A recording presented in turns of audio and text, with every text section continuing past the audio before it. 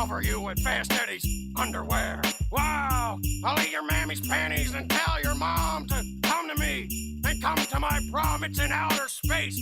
That's where my sleigh can fly to. Come on, excuse you. Can I come back and say the rest of it? It's Christmas, kids, and you're gonna love it. Gravy dripping all over me. Christmas is good, but only when I come to your house and you've been good. Christmas comes to everyone in every neighborhood. Oh, yeah, Christmas, in fact. To see Christmas lying on its back. Get back to work, bitch, with me on top.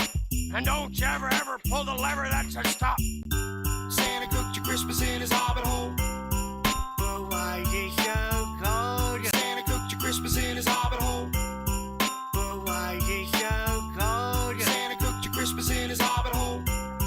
But why is it so cold? Santa cooked your Christmas in his hobbit hole. But why is it so cold? Woo! Oh my God in heaven. Oh, it is a time. It ain't about your birth. It's about the birth of Butthole Santa that comes 3 days before Christmas, 4 days after Kwanzaa, 17 and a half days after your mother's sweet ass was sold on the internet to Romania. That's right. We've got her. She is a prolific porn star. Fuck Bunny Ball or whatever her name is. This woman is going to have the Meemaw 1000. That means I'm going to be rich. So is she. We are champions of pornography now. Meemaw, you, Butthole Santa, everybody's there. Rudolph, Blitzen. What's the other one's name? Herschel. Herschel's there. Herschel the reindeer. And he's got a big goddamn antler, and it's coming for your tuchus if you don't send your money in. I'm like Kenneth Copeland. It's near the holidays. I need a Learjet. Tyler Perry's gonna sell me one. Medea!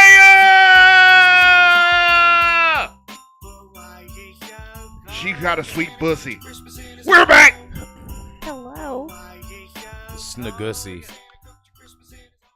Snagussi? The Snagussi. What's Snagussi. a Snagussi? She's got the snake gussy. It's a Malamute asshole. It's like the a Gorgons. does it like invert? It's like one of those inverted things that comes out, pops out like, It's one of those. xenomorph mouths. It's like a water weenie when you try to grab it on the other end. Yes. Just fucking fall. You're like, ah. Medea got a sideways pussy. Dude, I feel that water weenies were part of the prototype of the original Fleshlight. Oh yeah, absolutely. I mean, those things since the beginning of time, every adolescent male that ever ran into one in a toy store immediately thought was like, yo. I think the Fleshlight, from what I recall, I think it has its roots in prison. Because we've talked about what is it? The Fifi. The Fifi, right? Yeah. So I remember when Fleshlights first came out, they would sponsor comedy podcasts before they were big. And it was like Rogan had them, like a bunch of different comedians had Fleshlight as a sponsor before they got legitimate, like real sponsors. All of them had it.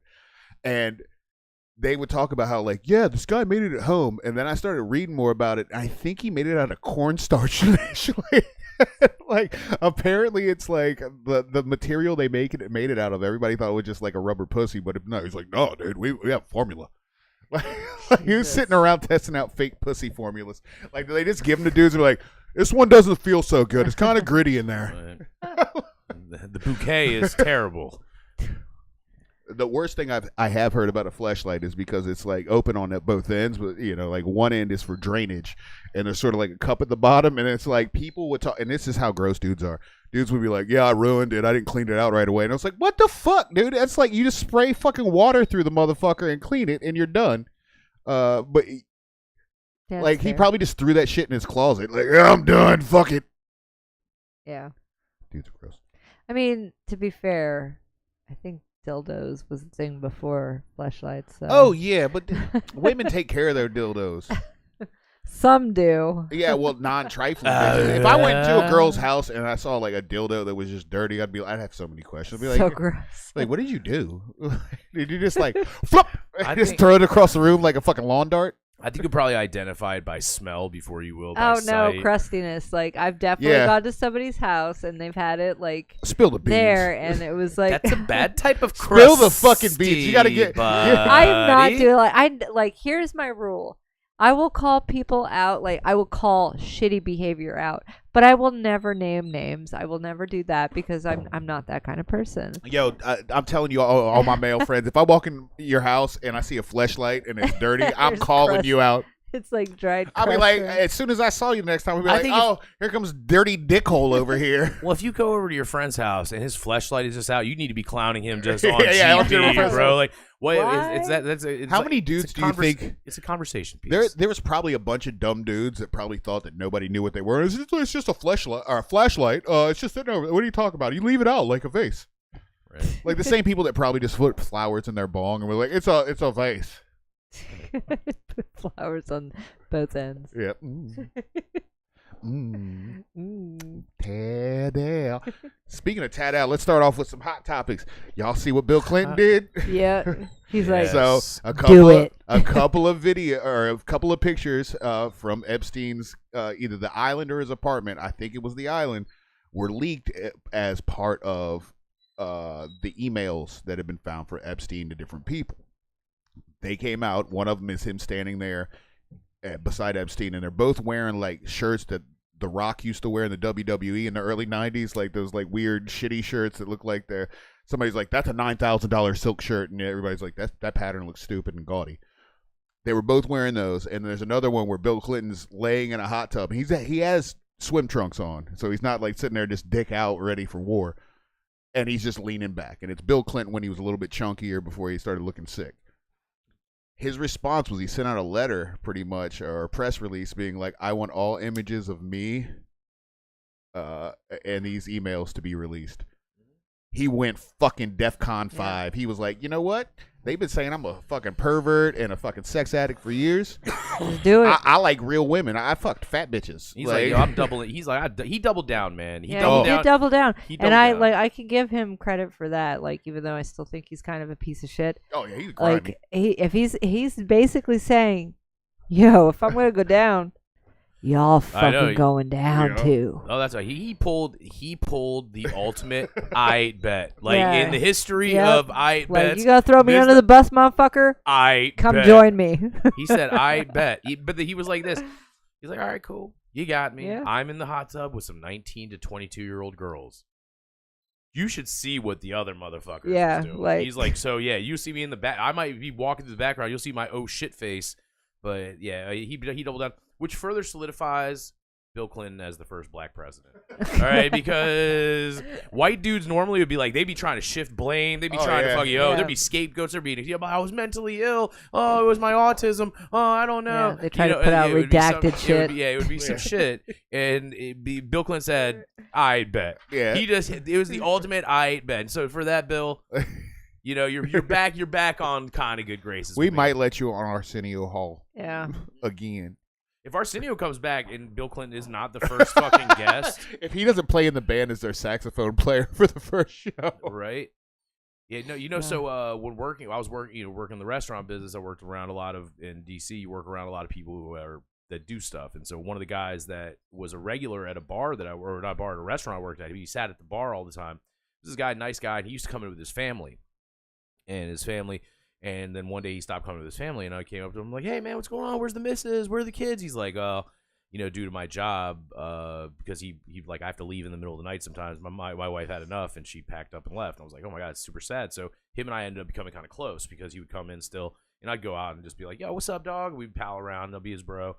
And a couple of times I was with him, he would have to leave in the middle of eating because two Suburbans would pull up and he'd have to go. Like, two blacked out Suburbans with the red and blue lights on would come and pick him up. He was the head of Secret Service details for some of he couldn't tell me who it was at the time, but he did tell me his Bill Clinton story. And so he used to be the head of Bill Clinton's security detail. I think it was before he was, I think he was on the campaign trail or possibly when he just become president. And he was like, yeah, we had just got done doing he just got done speaking at like a woman's business like council or whatever, independent women's business thing, whatever. It was something. It was an empowerment of women thing, right? And so Bill Clinton, oh yeah, ladies, blah, blah, blah, blah, blah. You know, he razzle dazzle. Everybody's like, oh, Bill, you're so dreamy. Did that? They get off. You know, he'd been like, yo, women, the best, women, all this stuff. They get in the elevator. He said as soon as the doors closed, it was like he was just like, yo, guys. y'all see the tits on the woman in the red in the front row? He's like, somebody get her number for me. Shit you not, dude. And he had some good stories. I'll leave his name out because I'm not trying to get picked up by dudes in black Suburbans tonight. But yeah, dude, he had some like he had some other ones too. He's like, homeboy is like, he's dog. But you know what? That doesn't make you a criminal. No. Does not make you a criminal. No. But it does make it's not you illegal. It's creepy. It just means that I'm not going to let my daughter hang out with you in the same room. Yeah. Although actually, I wouldn't be worried. I wouldn't leave my girlfriend around that motherfucker. Yeah. Like, because he will immediately, as soon as you like, hey, anybody need a beverage? He'd be like, hey, what are you doing? I got a hotel room. I got a tall drink of water right here. You know? Tastes good, dude. That was, that's his the deposition from Monica Lewinsky. Oh, he's grimy. Is gold. It's comedy gold. Yeah. And she's like, I remember one excerpt because when it came out, we were like 15 or 16 or whatever. We were prime age, prime age, and my buddy who was all over it, my boy Troy, who actually I saw today. Shout out Troy over at Kim's Watchmaker Jewelers. They're getting their ass whooped today. The weirdest thing, I was at the jewelry store, and you think people are coming in to buy jewelry? Sell it? No.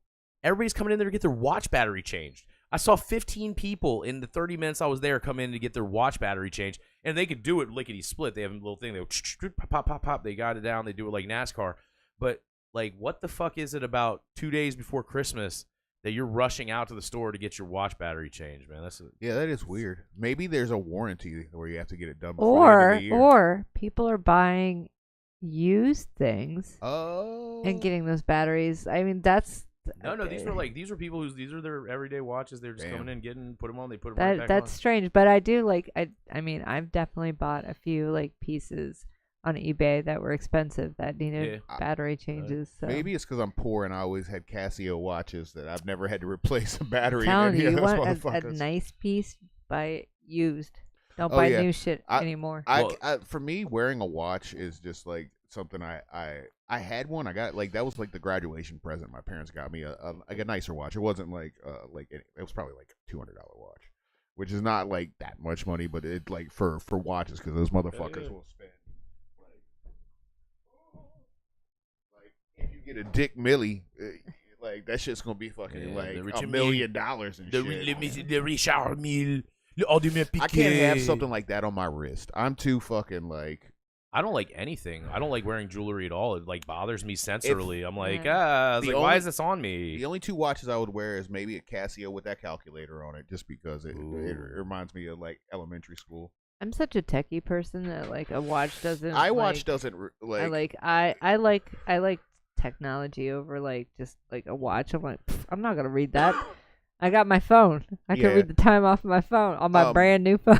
Well, it's my algorithm thinks that I'm a Jewish watch dealer because of my fascination with Judaism, and then by like proxy, it started like showing me stuff about like jewelry and watches. I know everything about the gold, silver, and watch trade right now. If anybody wants any questions, did you know about the fake gold that's coming out of China? No, but so they said scammers around here won't even like spend any money. Like to actually get real gold on the outside, but they'll get busted because they'll use one of those meter things or whatever. Apparently, China they'll spend $700. They'll take $700 like a gold coin and fold that shit around copper and press everything into it. So when you get it, when you pop that shit open or you go to make something out of it, you can't use it because it's like not real gold, or it's real gold on the outside, but the inside of it is like. Yeah, that's not worth the weight that they've just sold it. Yeah, but the cool thing about gold is that you buy it at market value, and you can go buy. You can actually buy it at Costco. You can go to Costco and buy little grams of gold, and you can buy them at like dealers, like those stores wherever the like coin stores and stuff. They usually have little gold. They've got gold there. But wait, where were we? Like before the watch store, we were talking about fucking rich Secret Service. Oh yeah, so yeah, we'd go back to the Secret Service shit, man. Like wait. Before we got over that, I thought. Watches. You were seeing your homie. Oh yeah, well, he was the one that the deposition from Monica Lewinsky. Yeah. Dude, it's crazy because she would look. This girl's 19 years old, all right, and I get it. Like you're 19, like. But she was a 1990s 19, which looks like 32. You're not wrong. You're not wrong. Like they did not have like that's right when that what was that shit that helped with face stuff like the Reservatol. No, Retinol? not like Retinol. That's That's right. what I use. I'm not even gonna lie. Well, that's I use what that shit. that's when that shit came out. So the Retinol. women before the early to mid 90s, like if you go back and watch movies, like a 25-year-old, they look like weathered, not like by like sunlight, UV rays. Like, and women now are much smarter about their skin routine. So it's like the skin looks vibrant longer. And the retinol, that shit works. Ladies, for 40-year-olds. Dude. Look how smooth my skin looks, girl. I'm telling you, this shit works. Welcome to Helltown Radio. We are definitely not ADHD. Yeah. Where we are definitely we are focused on the subject. But serious, the deposition, just real quick now that this joke is dead. But it's hilarious.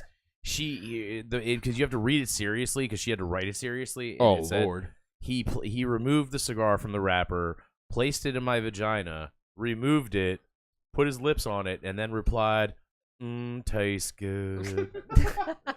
Like, yo. Oh, dude. Wonder what he sounds like bussing. Tastes good. Dude, Oh, God, that's... You know the weird part? I'd be like, please shut the fuck up. I'm trying to concentrate. Y'all know, like, the weird part about the story is that, so the blue dress thing, right? You remember the blue dress thing? Okay, Yeah. that's the one time he ever came on her or near her. He used to go in the corner of the room. He would get close to finish. This is part of the deposition, too. He would get close to finishing. He'd go turn his back and jerk off in the corner so she could not see him ejaculate, because that was, like, when he had the whole, like, what is the definition of was like part of his, like, that's how good of a lawyer Bill Clinton he was pre-thinking it. I was thinking he was dude. just one of those dudes that couldn't control himself when he jizzes, and he just got up and was like walking around jizzing everywhere. Speaking of, look at this fucking sweater, you sweet prince. I like your sweater. Hey, welcome. Well, hey, nice of you to join us, Mr. Hoffman. I did get to speak at a high school this week, so I still have my youth pastor, substitute teacher voice on. But yeah, dude. No, but to go to watches and all that stuff, it's fascinating, the market on watches right now. So secondhand watches have more value than buying firsthand watches. And here's why: is because they release them very limitedly in like very limited editions. Rolex comes out, they release them in, especially Rolexes. Mm-hmm. Rolex is like your most safe investment. The Richard Mille and the Audemars Piguet and the Audemars Piguet is that's the AP is what the rappers call it. Is coming out. Oh, I was gonna say it how regular white people say it, not Ottomans Picket. Yeah, that's what I'm saying. But then they have then Jacob and Company, but those they don't or Cartier, they don't have the same appreciation value that Rolexes do. So Rolex will sell you let's say you were lucky enough to get a brand new Rolex from a store for $25,000. You can immediately walk out of that Rolex store, go to a reseller, and flip it for $30,000 to $50,000. Like depending on what the model is. Yeah, there's an immediate the resale value for whatever reason on them is high. Well, it's because of the limited the supply demand aspect of it. But also, what's an interesting factor that's come into the watch and metal trade industry as of recent is that because gold is so out of control priced right now. If you have, let's say you have a Breitling watch that as a watch, it's worth $40,000, right? Yeah. I watched this video of this happen, but then they weighed the gold on it. The scrap gold on it was worth $48,000. Yeah. And the movement, the stuff that's on the inside, what they call the movement, is worth another $12,000 to $15,000. So by taking this watch, taking out the movement, scrapping the gold, you make 15% more, 20% more on that than you would if you tried to sell it as the whole watch. It's fucking just like, it's such a that crazy. That makes sense. I have earrings that are like that are worth more than what they were originally because of the gold. Because people are more because you can't take a watch to a broker and say, hey, I need cash for this right now. And that like you can't get the weight value of the gold for that. But if you take it off, you scrap it, you melt it down, and you have a gold bar, they're gonna hand you a check immediately. But how do they, as the gold manufacturers... No, he's a manufacturer. Jesus? You mean? So it's old gold. So think about it as like a watch that was made... They already have the gold. Mm-hmm. But back in the 70s, when this Rolex was made, gold was significantly cheaper. That gold is worth as much as gold that was mined today is worth as much as gold that was mined 200 years ago. Yeah. However, there is gold that's salvaged from shipwrecks. And if you can prove it, usually it's proven by like coral like imprints or coral growth on it. if you have gold from shipwrecks, you'll get a premium. Like you'll get stuff like that. There's different. Like, Yo, I gotta get my gold. scuba license. Oh, dog. Oh, there's dude. so many like wreckages like of Spanish because those motherfuckers were ripping gold and silver out of the ground. And they was shitty pilots. Oh, so bad. Too much wine. That's your Yeah, people. That's probably There's so But y'all many it of is. It is those. my people. We like wine. That's Yeah, what it is. We got my Hit people a got glacier. stolen by people with boats. So you have boats at least. Hit some sort of rock But you- formation. But whenever I think about like, there's always like, all right, what European country do you guys think of as like, that's the one that was the oppressor? England. Yeah, everybody England. thinks about But England, Dutch, right? It's the Dutch. Really. But yeah, there's the Dutch. Yeah, The true. Dutch is the one that's like, oh, like if you go to like the Netherlands, right? Mhm. There's lots of black people that look like way more African than black people here, because they Yeah, the 'cause they premium. got- They the got- premium. They got them off the boat first. Them the big motherfuckers That's before we true. got watered down and shit. That's true. You go Bringing to in some Suriname. motherfuckers from Suriname. I want. Like it is. There's some truth. Like they're just like any any hybrid and any species. When you start like having different people with different adaptations get together, even inside of like if you get a person from North Africa versus a person from Sub-Saharan Africa and they have a kid, it's not gonna look like my grandfather did. So, man, they had unfettered access. What I'm saying is these white people are evil, and they were genes taking were all better. the premium slaves off the boat first. That's why you got motherfuckers look like seal walking around, That's probably kissed true. by a rose or something, and we got Lil Yachty. Fuck. Yeah. Well, I would just like to say, yeah, I'm glad that you were the one that had Oh, that I'm a dude. conversation. The rest Oh. of I mean, we're over here like, Oh, let me tell you something about it. So I don't know if this goes for all black families. Black side of my family looked at people because I don't know. Maybe I shouldn't say this in front of the white. So the island like black people, like people from Jamaica. the Island Boys. No, not Island them. Boys. People from Jamaica and like and different the Caribbean brothers. A lot of times are like don't like American brothers, and same thing. Like I don't like them. They don't like us. They Just both they off the hate boat each other first. for no Yeah, reason. for no reason. For no reason. It's probably like I don't think that's like a thing that goes on now. But back in the day, my grandfather definitely was like, "Goddamn Jamaicans." I was like, "Yo, they're black. What are you talking about, Jamaicans?" Yeah, speaking of all this, I don't know if it's all this tropic talk or it's just your house, man. I had had 2 layers on. I had to get down to this Tupac Shakur look. This motherfucker is hot as Africa in here right now. Is it really hot? It's a little smoky for me. My bad. No, you're good. You're good. Here, hit this. No, no, I'm good. I think Yeah, I'm this just will gonna help. This will relax. help, dog. I'm chilling on the fumes know, right now. What is that? I don't know what the thermostat is set on. I could have jacked it up when. I'm just fat, dude. It's fine. Oh, no, Like, no, I had long. It does johns get on. hot in here. Like I actually save money in the winter compared to the summer for my electric bills, and it's usually everybody else is the exact opposite. It's because I'm on the second floor. Heat rises. Heat rises, and You're getting all of their heat. oh It's yeah, just like an So insulation. if that thing's right, it's 50 degrees in here. yeah. So it's way warmer than that. So Yeah. like, and it's all them. As soon as they turn on their heat, I'm like. It's like radiant floor heat. My pipes are never gonna freeze unless they don't pay their bill. Yeah, that could happen. Oh man, I wish I could buy like. I wish I actually had like rent on 2. I gotta get a better job so I can have both these apartments or a bigger apartment. It'll be cool to have one that just is a studio that has like a kitchen and shit like, and it has its own address. Yeah. And then just have like live on the other side. That also for protection, because if somebody breaks in here, I want to sneak up in the back of them and be like, "What are you doing in my apartment? My other apartment." You just want to say that. We like, hey, no, I just want to catch somebody from behind. How you doing? How's you doing? How's you doing? Dude, oh man. What else happened this week? We went over Diddy a little bit last week, and he's sort of done. Old It's news. whatever. That's old news. Old That's news. You know what it is? that thing slipped right through the. Oh, that news real motherfucker. fast. Nah, he all 50 Cent did his gloating tour after his documentary, and then Yeah. it just pretty much disappeared. Everybody like, well, he's in jail. Yeah. He ain't gonna talk to nobody. I gotta say something about it though. Look, man, I'm a big 50 fan. I've talked to 50 Cent on the phone. All right, that's one of my big claims to fame. But I will say, if he was in the know about this so hard back then, the fuck you didn't do anything about it then, Because buddy? he's like making Yeah. sure that shit simmers. It's because people like you know, fucking. like just simmer it for a if while. Justin Bieber That's got bullshit. All no, right? peep this. That's If No, you have, bullshit. I don't nah, think it is. it's not bullshit for this reason. See, like 50 got tipped off because there's that old thing where he's talking about how he offered to buy him clothes and he took that as him trying to be like treat him like a bitch, and he didn't like him after that. So that keeps him at arm reach, so he ain't gonna get fucked. But that doesn't mean he's not gonna get like somebody sent to go shoot him again. He's That's probably true. hyper aware of that. Well, Did he kill yeah. Biggie and Tupac? Yeah, Yeah. that motherfucker should be under the jail. Somebody's gonna shank him.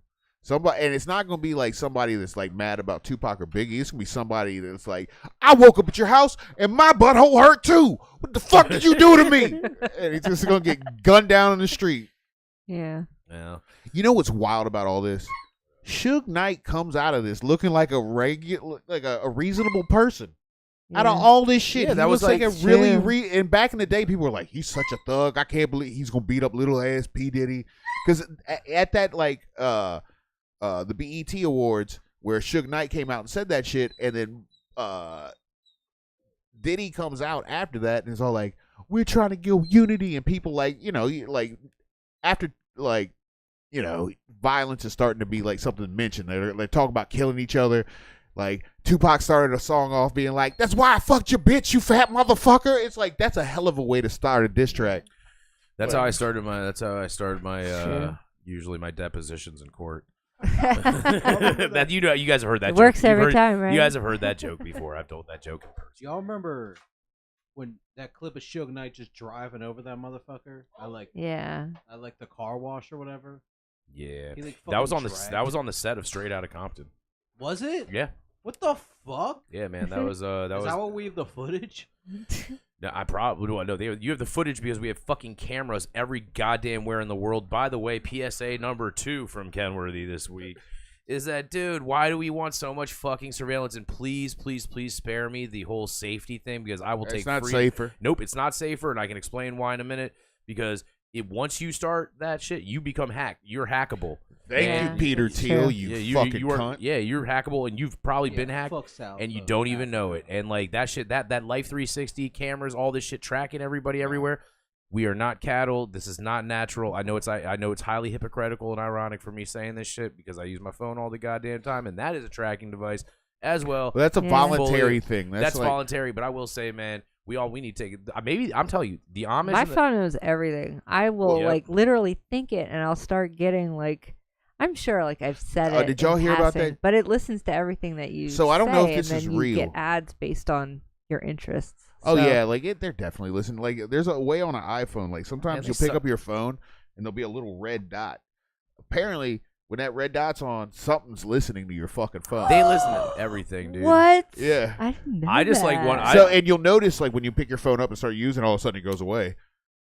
Well, I'm gonna have to pay attention to this now. So that could be bullshit. Just like this other thing I heard.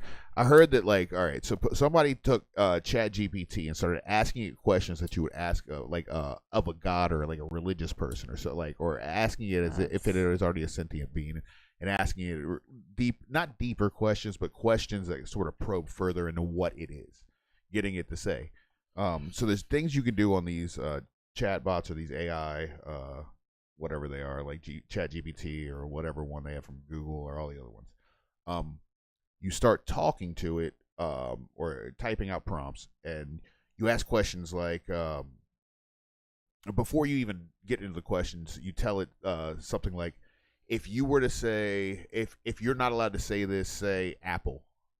And so there's all these different things that it wasn't allowed to say, but it asks what it is, how it works, and it starts talking about like almost like it, because of the way it works, that it's communicating with multiple levels of realities.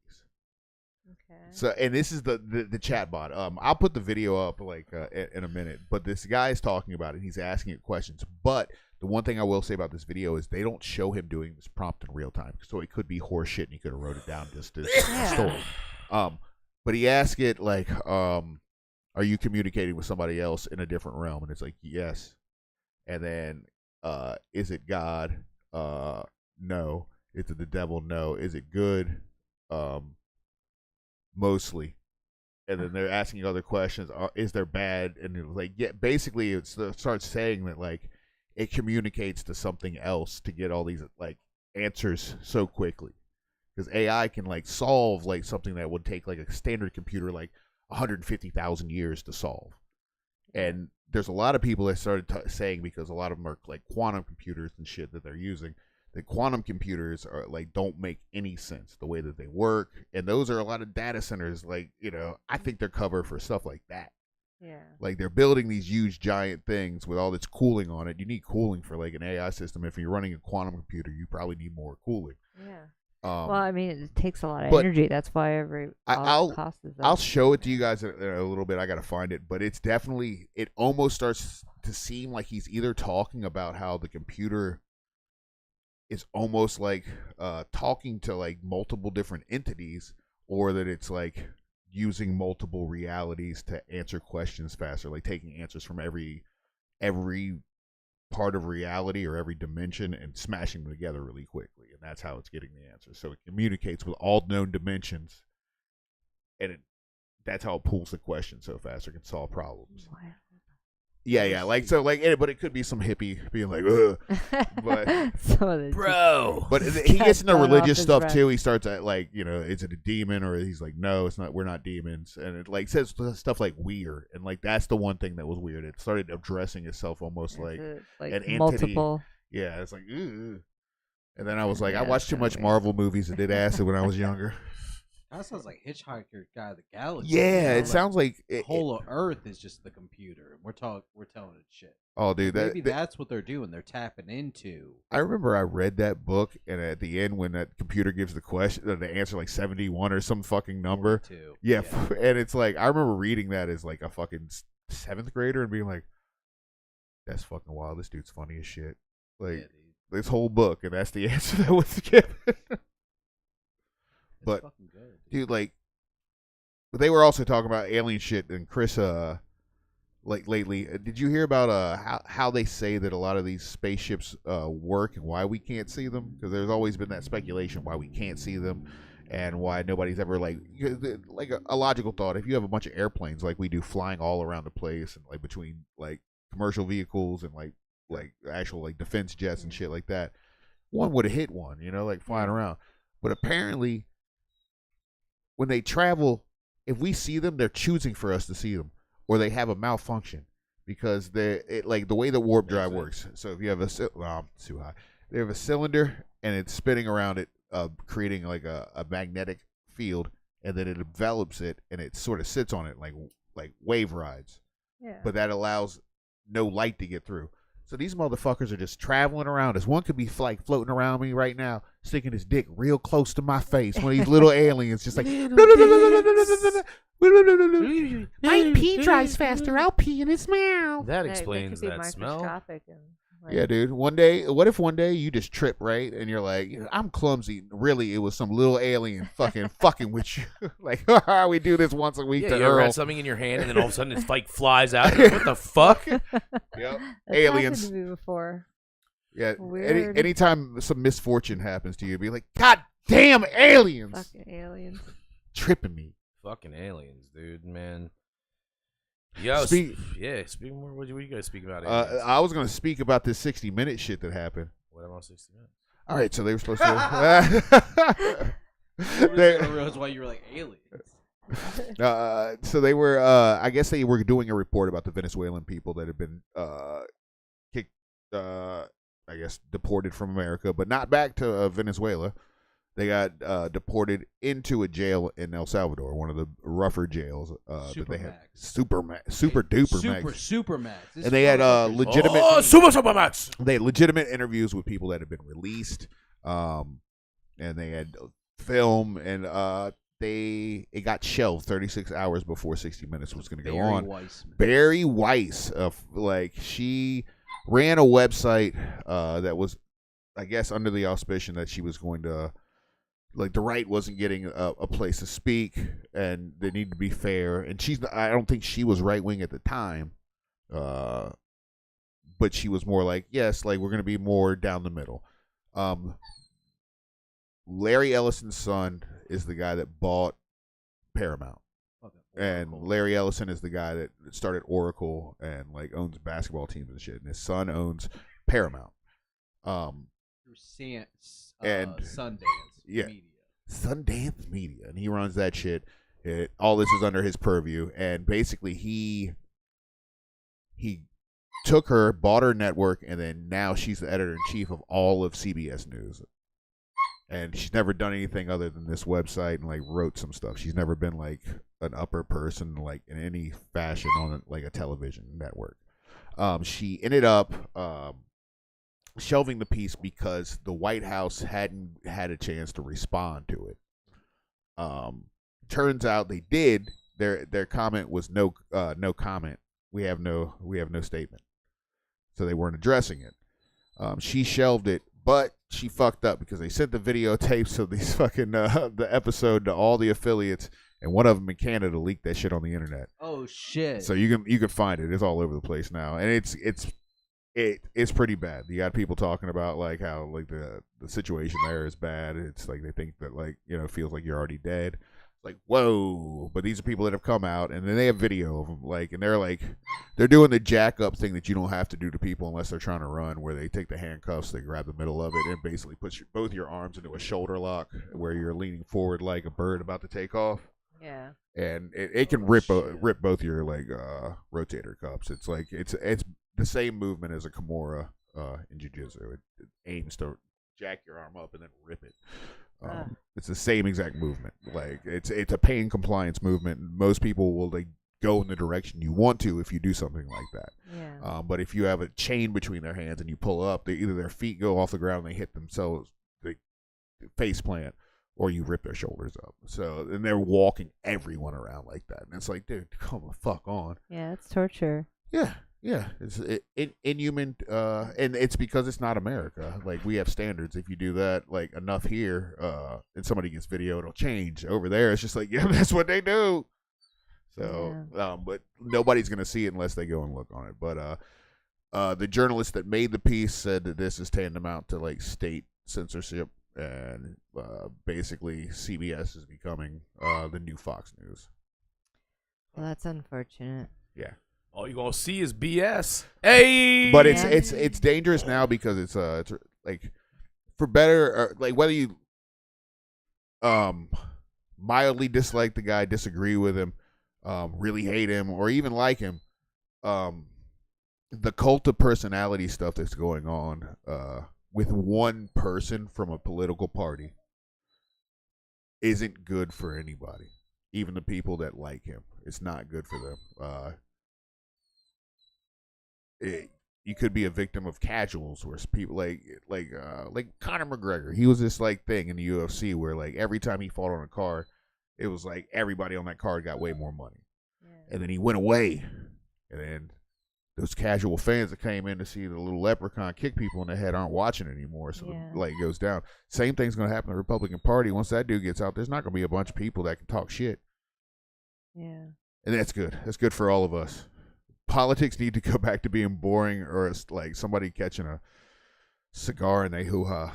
We need American scandal to be, like, sex-based again, and not creepy. I was about to... Not creepy. Not the creepy one. The ones you want to hear about, where you're like, ooh, this is juicy. Not the one where you're like, oh, they all of them? Yeah. Gross. I mean... Yeah, I mean, I only accept gross sexual impropriety as entertaining when it's somebody that makes music or is on TV. Politicians doing it they got too much power already. When Diddy does it, you know, I think he's gross, but I'm not gonna get angry.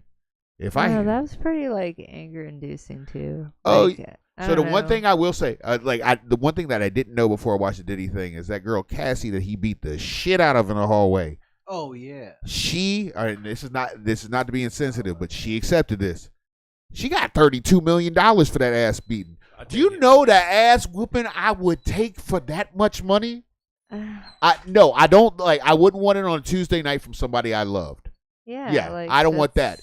But not right. Not at all. But if fucking Shaq showed up at my door and I got $32 million. You want to fight on my yard? That happened afterwards. Yeah. Like that was the agreement after. So it's not like. Oh yeah. I'm sure she wouldn't be like, yeah, I would like this over that. So and it's not a boxing match, but this is what I will say. That whole situation, nobody involved in that situation, was of rational mind either because they're crazy and a narcissist or they're on fucking massive amounts of drugs. Yeah. So it wasn't a good situation for that young lady to be in. And the fact that he was beating her ass while wearing a towel suggests to me that he had done this plenty of times and he was far too comfortable to be beating a woman's ass in a hallway in a towel. Yeah. Exactly. Yeah, he is a grimy person. But if anybody listening wants to fight me for $32 million, I will do it next Tuesday. I don't care. I'll. If he Francis Ngannou punch. Oh yes. I wouldn't. I would dive on a single leg and I would try to take him down and hope he knees me and I go out in one knee. Cause otherwise I got to grapple with this big motherfucker and really hope he doesn't end up on top. I'd fight Conor McGregor easily. Oh yeah. He's too little. That's what, I will lean and lay on him until he gets tired because he gets tired. Cocaine will do that to you. He's far too small. He's a little dude. That's what I'm saying, one of them suit I'd be more afraid of a big ass wrestler than anything else. The knockout, it's gonna happen. If you get knocked out by a kickboxer, it's gonna happen quicker. That dude's just gonna kick you once. And hopefully it's a liver shot, so it's not in the head. So you're just and you fall over. A grappler is gonna lay on top of your chest and eventually get in all the way by your face and just keep punching you until shit starts breaking. And they call it because it's too bloody or you haven't moved enough. I would way rather take one good punch than a bunch of elbows that cut open my orbital, fucking break my nose. That's way. Anything in the face breaking to me sucks worse. Fingers, even arms. I'm gonna wear a cast. It'll be cool. Did y'all see that Jake Paul with his face looked like? That motherfucker got his ass beat. That's another thing this week. Two dumbass motherfuckers that shouldn't be fighting. One of them was much worse. So all right. So did you guys watch the Jake Paul fight? It's for free on Netflix. Yeah. So if you get a chance, and there's there's also a bunch of fights that are better than their fight. Anderson Silva fought Tyron Woodley and did a skip punch. He did a straight skip and acted like he was gonna throw a fake kick and just reached his glove down and then fucking hit him with an uppercut. God, dude, he's like a trick. He's like Roy Jones almost, a 50-year-old Roy Jones. They should actually box. Roy will beat his ass, but the main card, Jake Paul. Doing something that he probably should never have done, fighting an Olympic level, multiple time world unified champion, and Anthony Joshua, who was 6'6", and it's the first time he's ever had to fight somebody bigger than him.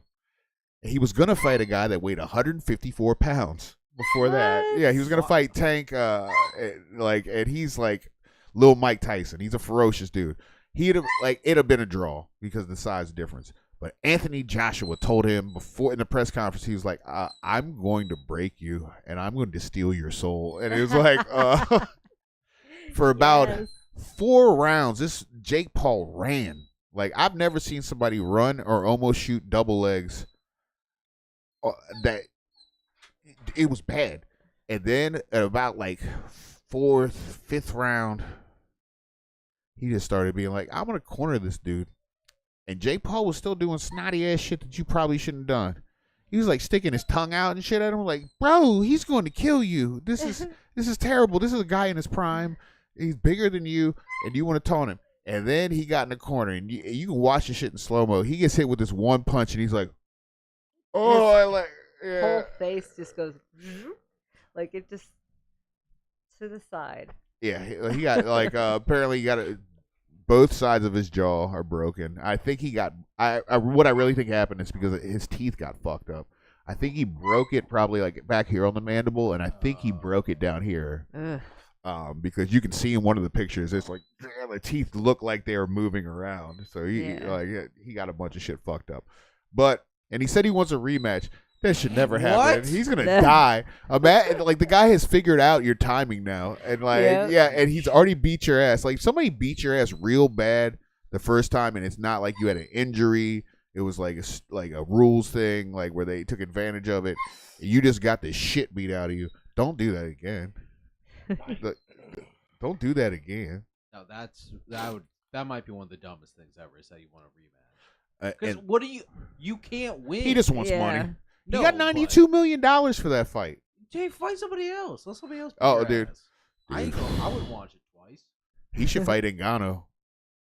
Ngannou would kill him because that dude would just like run. Like Joshua was far more like reserved, like a boxer. Went out and like was like figuring out his timing. Ngannou would be like, "I'm going to kill you," and just like walk across and start throwing uppercuts. Like he's the only person I've seen uppercut somebody where the back of their head touched their back.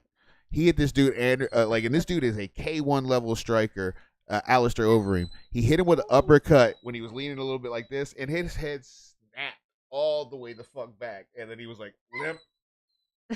The limp fall over the building.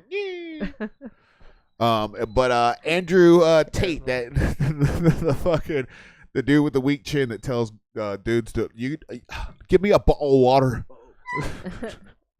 Fucking absurd mid-Atlantic ass accent. Yeah, like it's like the weirdest accent. It's not it sounds like he just like ramshackled like different like English, like Romanian and like New Jersey housewife together in one accent. Yo, you know who made that motherfucker famous? Who's that? Put him on their podcast back in the day. Tom Segura and his wife Christina Pizzinski. Oh, because he was saying some wild shit and they thought it was like him just not being serious? No, they thought he was like, who's this fucking idiot in his like shitty apartment that's like being like, women need to be like this. And they like made fun of him for months and got him on their fucking podcast and still made fun of him. The fact that he's now famous like that, I was like, what the fuck? They fucked up by making fun of this dumb idiot. They launched they'll just their show is awesome where they take the videos and that you wouldn't normally see, like the try it you might like it guy. There's this gay dude that lived it like reminded me of a person we were talking about before the show that we know. He was like an older gay guy, and he's talking about how he wants to get like dudes out of prison. Come on, try it out. You might like it. And he's like trying to get somebody to live in his house and fuck the shit out of him. Fucking address in this video. He's like, come by my house. Try it. Try it out. Piss on me, beat me. You might like it. Might like it. Free rent, whatever the fuck. Free rent, leasing a key. It's fucking absurd. The amount of times I've heard that fucking spiel. Because they played that video every episode for like a year. And then they got him on the fucking thing. What's his name? I wish I could fucking remember. All I know is he got real mad at him. Like at first, he was like, "Yeah, you're messing everything up." Dude, they're so fucked up. They sent one of their goddamn employees to go interview that guy in his house, and they said it was disgusting. He had like birthday cakes rotting. Yeah, and, like, flies everywhere. He's asking dudes to come over straight out of prison and piss him. Like, let me piss all over. Come on, put it on my chest. Like, I guarantee he doesn't have a. He's like, yeah, we piss where we want here. It's absurd. Dude, insanity. You know who was like wild like that? Aleister Crowley, apparently. He had this manor. Oh, yeah. It's the manor that I think Jimmy Page ended up owning. And it was like in a time where they were I don't even know if they had like internal plumbing for like bathrooms all everywhere when he was like the Order of the Golden Dawn or whatever. Yeah. But like apparently they said his house smelled horrible, and you could tell it was just stank covered up with like different perfumes and shit put in all the rooms and like fires. And like he was noted that like he would like always wear a robe, and he would just walk over a corner. This is the wildest shit. And he would just grab the robe by the bottom and pull it all the way up and just like do whatever he was gonna do in the corner. Like a fucking toddler. What the hell? Exactly. Jesus Christ. I make boom boom. Yeah, dude. And imagine you're gonna have like a serious conversation because he was a smart person that would have these like intellectual conversations even before like being like the evilest man in history or whatever. It was like he would definitely like have these conversations and imagine like, do you want to adjourn to my house? And he's like, oh, we'll go over there. And like he's like, mind the shit. Yeah, it's fucking crazy. Like that's to think like you're meeting some like prophet and then all of a sudden he's just got shit and piss in his house. Well, so like apparently though that his house was really haunted from what like everybody has said. Like both Jimmy Page and David Bowie like had to deal with this spirit like in the house or whatever. Like apparently fucking David They were just Bowie, all on acid, and Yeah. Keith Richards Or was the- hiding in the broom closet. Well, no, like they Methane said, gas. He's like, David Bowie. Oh, it's me. He said when it happened with David Bowie, he was with like David Bowie. Apparently, like there's a documentary where they talk about it. He got a dude that got him medical cocaine in vials, and like that dude, he was on like a tour bus with everybody in the band, and all of a sudden he rode to the shows in a limo with his coke dealer, and like that was the only person that rode with him, and the people on the bus just went by themselves. And during this time, he locked himself into like this room, and then saw like devil's eyes. And he, instead of being like the house is haunted, it's blah, like whatever, like calling people from Conjuring, he didn't do any of that shit. He just said Jimmy Page is trying to kill me with demons. Yeah.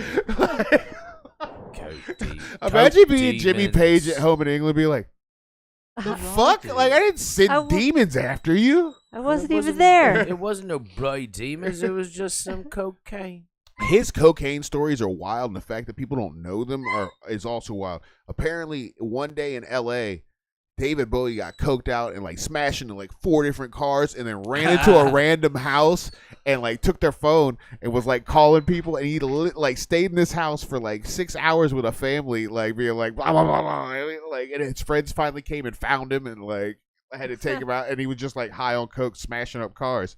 And you never hear about David Bowie being anything other than like regal or a character. You don't hear about this like, oh, he was coked out. Oh, 100%. What the fuck was his name of his band early on? Ziggy Stardust and like the Spider Boys? The Spiders from Mars. Yeah, it's like, what? Ziggy played the band.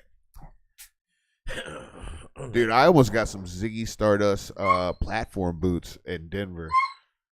In Denver, they have this whole road. I don't know what the name of the road is, but they have different like vintage and like thrift shops, but they'll be like by different decades or like different material. One was like leather as fuck. Yeah. And, like leather jackets and denim jackets, like Western shit. And I went around the corner and they had a size 11 set of platform boots. Ooh. And I put them bitches on and I was like, holy shit, these things fit. I was so close to buying them motherfuckers. I wish I would have. You should have. Out here looking like, fuck, what's his name? I'd God be like Bootsy Collins. I was about to say Bootsy Collins. That was literally what I was going to say.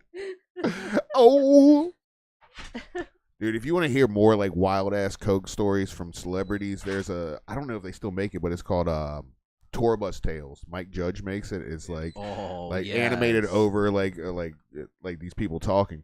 All of those are good. Between Johnny Paycheck and George Jones, like those 2 episodes are ridiculous. Rick James' episode is ridiculous. Like Ridiculous even. oh, dude, dude, George Jones. I gained so much respect on his coke doing abilities. You know, he had a fake buddy named called the Duck, but his fake buddy when he would get coked out was just him talking to himself in a duck voice. Wild as fuck. But it gets wilder. He was Wah. getting coked up on the bus.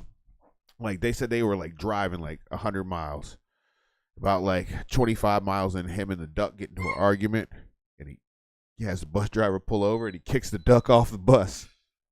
And they start driving. They get like a half an hour away, and he's like, "You got to turn around.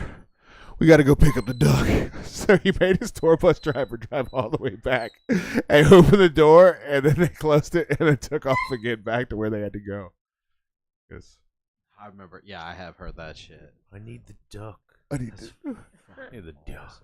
But Johnny Paycheck used to like huff all kinds of stuff and fucking like he did like fucking crackhead style like drugs and shit. And apparently he was really little, so he'd start fights with everybody. but he would run around without his pants on, and they were like, his band was like, I don't know why he'd run around with his pants off. He had the tiniest pecker I'd ever seen. You go, fuck. So that's just awesome. Watch that, Tour Bus Tales. Hell yeah, Tour Bus Tales. You know what we haven't talked about in a while? What's that? Lots of different things. Talked about aliens. Actually, Chris, what's going on before we move on? What's going on with 3i Atlas? Because you were really excited last. Atlas, man, let me down, dude. We were supposed to get. I mean, they say it was the closest on the 19th. Ain't shit happen. I don't know. Maybe that's why all this like crazy stuff happened in the news, just to distract us. Yeah. Like, keep our eyes off the sky. I mean, I got to look into some other things. I'm sure there's going to be some offshoots from it, but I guess this is just another, disappointment in my long and heralded career of wanting conspiracy theories to come true. And eventually, maybe it will. Maybe we're going to find out it did happen. They came, they did their shit and just rolled out. They were just discreet about it. They didn't do a big hoopla like we wanted them to. But, it did. It was, They didn't come, we didn't see. yeah, it would have been awesome too. So what would you like? What were you expecting though? I was hoping for like a cross between like the day the Earth stood still. Oh, you want the big ass robot? Yeah, I want like a big robot type, but a cool one. Then kinda a cross between like terrifying. that and Alf. Because I've seen that movie. I don't know if that's a good thing. No, I don't want it to be like a cross between that and Alf, like a scenario where the Alf would come out and be like, "Hey, what's up? Take me to your leader," and then like, but this is how I would defeat the aliens, man. Is that I'd be like, oh yeah, because I feel they would land somewhere near here because of our proximity to DC, but our openness, so they could land the ship, Yeah.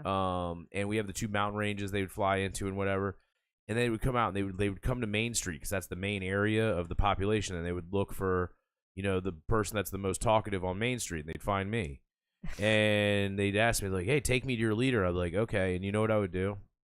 I would take them to the Naughty Pine. I'd be like, this is the government right here. This is it. They'd be like, this doesn't look like what we saw on TV. I'd be like, that's why we wanted you to think that. Yeah. This is the real government. I'd be like, the guy who punches that machine and gets the highest score, he's the king of the world. And that's the guy you got to talk to. And the girl standing next to him, like, that's, talking to all the other guys, that's the queen of the world. And I'll take, like, the sluttiest chick at the Pine, like, and I'll be like that. Ants. And so, like, we'd get in there, and, like, they'd be all confused. They'd be like, this is not what we were told. Like, they'd be like, I don't know, man. He was pretty convincing. And then, like, so basically, like, they would end up getting into a drunk fight and getting the shit beat out of them in the Pine, and then that's how I would defeat the aliens. That's how I would that take might them work. down. That would take them down. If they had any intention, then we'd turn around and find out they were just coming to say what's up and leave. And then I'd feel totally bad about it. Yeah, like, what if they were just like... Julieta would probably bang one of them. She has a thing, like, with the first time I ever brought up aliens with Julieta, her immediate response was, like, even before I finished the sentence, she was like, oh, it wouldn't be cheating, so Sam would be totally fine with it. And I was like, with what? She's like, sleeping with an alien. I was like, oh, fair enough. What's going on? Are we tuning? Is that the aliens tuning into our show? I know, I could hear it. It's weird. We are. That's aliens coming. They're like, yo, man, we're this white boy know. talking. Yeah, he they're knows giving us what we're feedback. up to. Yeah. Oh man, we're experiencing testicle difficulty. Can they hear that on the air? Oof, dude, it sounds like a duck fart. Wild. Do we need to go off for a minute or James boys keep talking? All right. So yeah, so I did. It is Christmas. Before we go on any further, we should do a quick gift exchange. What do you guys think? Got some cool stuff. Okay. Uh-oh. Those motherfucking they're jamming us, dude. I'm telling That you, sounds kinda watch, all of a sudden creepy. there's going to be a bright light comes to the window, and Alf walks in the door. He's like, ha! He's like, Kenworth, you were fucking right. Just know that I will push everybody down before I run out the door. Like, get out of my way. Like, Man. sacrificial lamb. Sorry, guys. Yeah, guess what? Survival of the fittest. Yeah, but guess what? They have it. I can run fast got, now. Yeah, but they got the shit that fucking freezes you in your place and then tractor beams you into the thing. And guess who can make kids out of all of this? All right, and that's what those weirdos want. All right. We don't know. They could, like, have a way, like, like the aliens. What are your plans? It's what? Is it this one?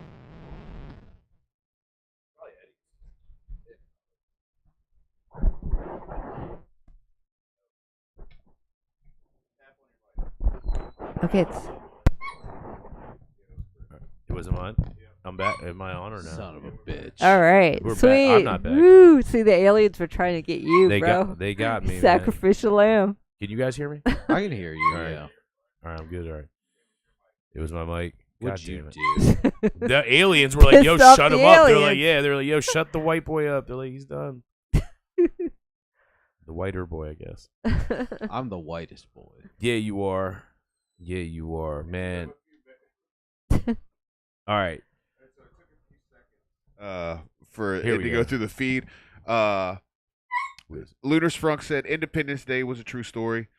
And then he was like, "Oh, I only hear mild dog torture in the background now." All right. He does sound like he's being tortured, but we can assure the audience that he's not. He's totally fine. He's just a crybaby. Yeah. Hell yeah. Yeah, so we got some presents here, man. I Aw. want to bring out some presents. I do have something. It's really small though, so It's adequate. It'll work. Y'all Hey, It's the that's what we thought said that about counts. penises. All right, you want to go first then? yeah, because mine is just Mines. Lita, whatever, man. You're always like so thoughtful on the other holidays that you could it's just You're because I always- didn't want to Oh, come here shit. with nothing, so I made Lita, everybody whatever, a treat man. bag, and you there's gave like me, you already there's gave like me an amazing present. sexy little stickers in it too. Lita, Is one of them look like a dick? yes. You know I if love you that. like dicks, Yes, we maybe love Santa dicks. got you Pretty something sexy. nice. Butthole Santa. Yes, Ferrero Rocher's, dog. York peppermint patties, sexy stickers, candy Yeah, canes. it's like I think it's hentai Hell stickers. yeah. I don't know. I saw Hentai. I saw titties and like little Oh. anime characters pussy. half naked. Titty so- pussy Asian. Yeah. Ooh, there you hello, go. Frizz. I'm just about these cookies right now. Yo, I'll be honest. I don't like York peppermint patties. I appreciate it being in here, but I know Chris does. Chris. Whoop. Oh, I was hoping it was going to go in the bag. I was so excited. I'm going to put this candy cane in my pee hole later. You're Oh, yeah, tight, man. You're Minty gonna, fre- what do minty they call fresh. that? Sounding. Yeah, There you go. yeah, I that's- like had to think of the word Dude, sounding sounding. is. I hate the idea of it so much. I hate when people. It bring sounds weird. terrible. Ever done it? Hey. No, and I don't even want to try because I feel like if I do like it, it's just gonna be the end of my life, dude. Oh. mean, Everywhere that Eddie shit goes, like a you're plumber. constant humming. I'll be shoving Yeah. fucking batteries down that Can you son of a imagine bitch. like if something gets lost down there? Like what if it like I don't know. I don't have a dick, so does it swallow things? Like Nah, like, No. no. No. It's Bye. the opposite. No, yes. buy tool forever. You ever had a Tool. girl just like rub on it too much? Like she gives a shitty hand job and she almost like put her thumb in it. Yeah, It's terrible. you Dude, don't want that. who's giving you hand jobs, bro? Oh, dude, Jesus Christ, man. I've had some rough hand jobs early in my career. She like thinks it's like an Atari joystick. Like, Yeah, dude. Pew pew pew pew pew. Dude, They don't Dude. know. yeah. Dude, the grossest Is it thing a sword? the No. grossest thing I've ever heard about pee holes is there's a band called the Nobodies. They had a secret track on one of their albums. I don't know which one it is, and it's a dude on like some type of gay dating app or straight dating app. It's a gay one because he's like, I want somebody to fuck me in my pee hole. Please, God, and he's like jerking off, and you can like you don't see anything, but you hear him. He's like, oh, look at my pee hole. He's like, if anybody's got a pencil thin dick, I want them to come forth and fuck me in my dick hole, and it stops. Man, That's you know, wild. Pencil thin dick. Well, Merry Christmas, and I wish we had had like Ave Maria playing behind. Well, that I was sort of do too. yeah. I think that would have All been right. the most like enjoyable part of the story. George, come back. Georgie, come back. Okay, these presents are from Kelly, and you already got. So you guys your girls packed where you guys did your girl party, and you Yeah. guys gave each other cool ass presents there. Lita, you did some amazing things for that. That was really cool. Also, I will say congratulations on winning the SantaCon. Yeah, I feel bad because I at left the Clawney early. Pine, I Irish 615 goodbye. Washington Avenue. I got a little overwhelmed with all the Santa Claus there. At one point, I drank a little bit too fast. I'll be Krampus. honest. And there was lots of like Santa Claus, and I got like my autistic ass was like, I need to get out of here. That's amazing. So Yeah. But I did have a great time in the beginning. Like it was awesome. There's like a few sound difficulties, but all the bands and singers were great. All bands should pay me just to be at their shows so I can fix audio problems. Yeah, most definitely. But I had a good time. It was cool. And the Santa Claus, like so many. There were so many people. Oh yeah, dude. Like Santa Claus. At one point, cool. there was like 6 Santa Claus standing in front of me. Yeah, it was like full outfits. I think it was part of my like. Too many. Oh my god, there's too many people. There can only be all one. The same. What if they pulled out candy canes and started killing each other, screaming, "There can only be one"? I might have like stayed a little bit longer for that. So what did you end up winning? A projector. No shit. Yeah, I gotta pick it up. That's fucking awesome. He hit me up today, so I'm definitely going to swing on by, get my prize. Dude, Riverside movies, dude. We can do horror movies. Hell yeah! I have I actually have like one of those like sheet things because I used to have like a projector. I don't have one anymore. Well, now I do. Yeah. Now I have one. So that's kind of cool. Fuck yeah, dude. And Chad Kinsey, aka the Claw, is the host of SantaCon 2025 that he had at his house. Yeah, several bands played. You had the Sneaky Snakes. Yep. You had Pizza Time. You had Death Style. You had Kiani. You had Kiani. You had Kanani Yahoo. Is Ray. the full name. Kanani Yahoo Ray Owawa or whatever else goes on in his name was there. Virgil did some. The Catamount Lounge crew showed up after we closed, which we actually got done relatively early. So we got there probably around 1:50 in the morning, 1:45, 1:50 in the morning, and Virgil was doing some interpretive electric music, which was hit or miss, but it was good. I had a good time. Then Kanani played some music that was fun.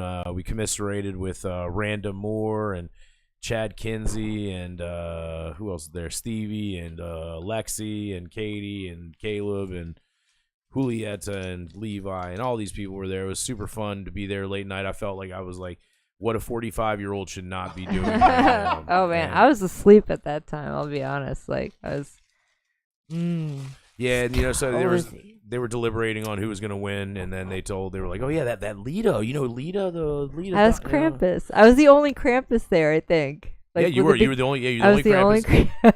the only. I kind of felt awkward when I first walked in, all these Santa Claus, and I'm like, I look like that's a demon. how it works, though. Like it wouldn't make any sense if there was another Krampus. I even had like a little baby that was hanging out of my Krampus basket, so it looked like a stolen baby. Yeah, like a bad kid.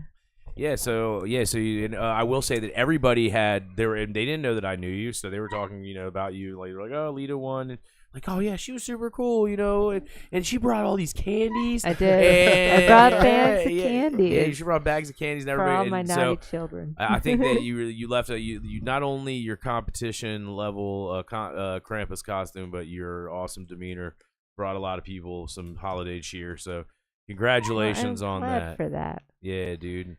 I wish I had stayed a little bit longer, but just a little overwhelmed and tired after a long ass week. I'm so glad that we have holidays in the middle of the week because I feel like I'm gonna get a break and I can get some sleep. That's what I'm looking forward to. I'm looking forward to giving you guys these presents from Kelly. This is gonna be super fun, man. So we'll go with George first because George hasn't gotten anything yet today besides this thing. George, these are some cannabis infused holy shit maple walnut Rice Krispie treats. Oh shit! I ate some of the trimming Thank earlier. you. Yeah, they're great. Those are from Kelly. Those are from Kelly. And then Eddie, Kelly made you some special spacey mushroom candies. Oh shit! Yeah, buddy. So good God, they're fantastic. You should guys eat one. It'll be fun. It'll take a couple hours. It takes about an hour and a half to kick in. So no, I'm good. It's all you, bro. I will bring these to the river party. That's a bet, dog. They're delicious. I ate several of the trimmings when I left. Eddie, I dare you just house one right now. Dude, I wish I could. The drive home would be wild. Wow. So I don't. Thank you, Kelly. Yeah. Thank you so much. And then Dr. Kelly. So this is for Lita. Well, it's Lita, and this is kind of a Lita and possibly joint David present. Okay. So here you go. Oh, sorry, man. Look at me just fucking shit up. And then dropping shit. Dropping my testicles on your chin. Bat mitzvah. Chin. Hava, Nagila, Hava. This is a Hanukkah present. No, so that is actually a puppet. So, yeah, that's a puppet. I got that at Play Favorites, the store over there in by Mel Mega. Yeah, isn't that fucking? I saw it and I was like, dude. I was like, that Lita needs. I thought it was a stuffed animal, and I was like, oh, cool. She needs it. Yes, dude. I love it. Yeah. This is so cool. Oh, like the legs are actually finger slots. Hold on, I gotta get it fingered. Yeah, I gotta get it fingered here. Yeah, so you got to figure out a name for her, everything, and I think it's a her. She has a feminine thing about her, maybe I don't know. Maybe I'm wrong. But I love it. Yeah. I love this thing. This is the coolest thing ever. Thank you so much. You better put that on a high shelf. Yeah, now I'm going to plug for where I got it from. I got it from Play Favorites, which is located next to the Sprints or the whatever store, the T-Mobile. T-Mobile store at the Martin Shopping Center here off of South Street. Over by El McGuire? By El McGay's. Also, if you can make it a day. Going in there is like going into Santa's workshop. Yeah. Really? The dude who owns the place is just like, he's like a spunky little dude. He's like, hey, what's up? Hey, you want to play with my toys? Cool. He's like, everything is available to play with. You can check out any toy you buy. They're very helpful. I went in there to get presents for people, and it was like being in Santa's workshop. And it doesn't have there's not a lot of stuff that you like. They get like high end like designer toys. Like this ain't no middle of the mall bullshit. Like so they have the puppet section. Lita is fucking nuts, dude. But that one spoke to me for you, and I was like, I love it. Yeah, dude. And I thought maybe it'd be good for hang out with Dave. You can do story time and shit with it. I think. Whatever, or just play with it yourself. But it's awesome. I need one of the screens now, so I can actually make like a little. Ooh. I have my Barbies. We can actually do like a little. Yeah, we do some cool shit with that. But yeah, that's so I thought I love it. So yeah, Merry Thank Christmas, you. dude. Cool. Merry Christmas. Merry Christmas. All right, Eddie. I believe you looked over and I just had all the chocolate on my face. That'd been amazing. He's like, what? Huh? There you go, Eddie. What is this? Should I open it? Pull it out, dog. Whip it out, dog. It's gonna be a Fifi. It's a cannabis plant Lego set. Yeah. Well, it's a Weetabix. It's a Weetabix by Cookies. Lego set. I got another one. I gave to another one of my homies, but I thought that it's it's Legos. It's a toy. It's a plant. You can nurture it to life. It's a plant you won't kill. I'll kill anything I know. I want. I bet. This is fucking awesome. Thank you, dude. Yeah, dog. It's pretty fun. I fucking love Legos, dude. Yeah. All right. Cool. All right. I'm about to lose my shit. Hell yeah, Go dog. home, just Hell sit yeah, there. dude. Crisscross applesauce on the Crisscross floor. applesauce. So Lunar Sprunk has some stuff to say. All right. Well, He said, eating the trimmings, that sounds like licking somebody's asshole for Klingons. well, he's partially not wrong. Krampus Fistmas. Mm. That's just a random one that's in there. Fuck with that. Where's a Whoa. Also, those are boofable Legos. Yeah, well, anything's boofable if you're brave enough, really. All right, speaking of boofing, George. Oh, shit. Here's part of your present. I'll tell you about the other one later. We can't talk about it. All right. But go ahead. Go ahead, Fohead. Pull it out. It's got you. I don't know, man. Got you. I think. Oh, shit. I thought it was a cool shirt. It's a Danzig shirt. Yeah, Fuck you don't yes. see a lot of Ooh, Danzig cool. shirts. Ooh. I'm a loose Hilariously all enough, over I was this. hilariously enough. They had this one graphic. It was a Danzig graphic. It's a like more feminine graphic, and Thank you. I wanted to get it for you, but they had like the smallest size was like it was like I think the small size was like a 3XL. Oh, shit. Yeah, they Like a dress. yeah. I was I like wear it like a dress. like yeah, man. I should have thought about that. You're smart enough to make that happen. So. Anyways, yeah, dog. That's the Cribbus. Oh wait, there's one more present. There's one present for the team. It's actually a Festivus present. Those this? were Christmas and Hanukkah presents. This is a Festivus Oh, present. Lord. Is it a fucking handgun? Nah, son. It is. So one of my favorite places in the world, let alone just sandwich shops, is a place in Herndon, Virginia called the Deli. Ooh. And at the Deli, they have they're reputed for having these. They make these fantastic Italian style subs. They're very efficient. They're very friendly. They're very generous. I mean, it's a little pricey, but it was totes Magos worth it. I got the Mad Italian, which is a capicola. The gabagool is a gabagool. It's a mortadella. It's a prosciutto. It's a little bit of giardiniera. It's a little bit of mozzarella. I got the fresh mozzarella on there. That's an add-on. So just a pro tip, if you go there and order this, which I'm going to show the camera in just a second, the beauty of the sandwich, the reason why I did not cut it up and put it on a platter yet is because I need to show you what this 12-inch behemoth beauty looks like. And I'm going to unwrap it. It's swaddled right now like a little baby Jesus in the manger.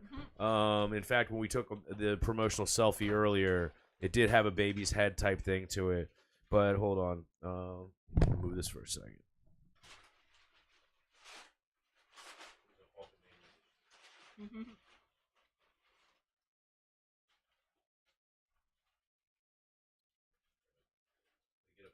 Glistening.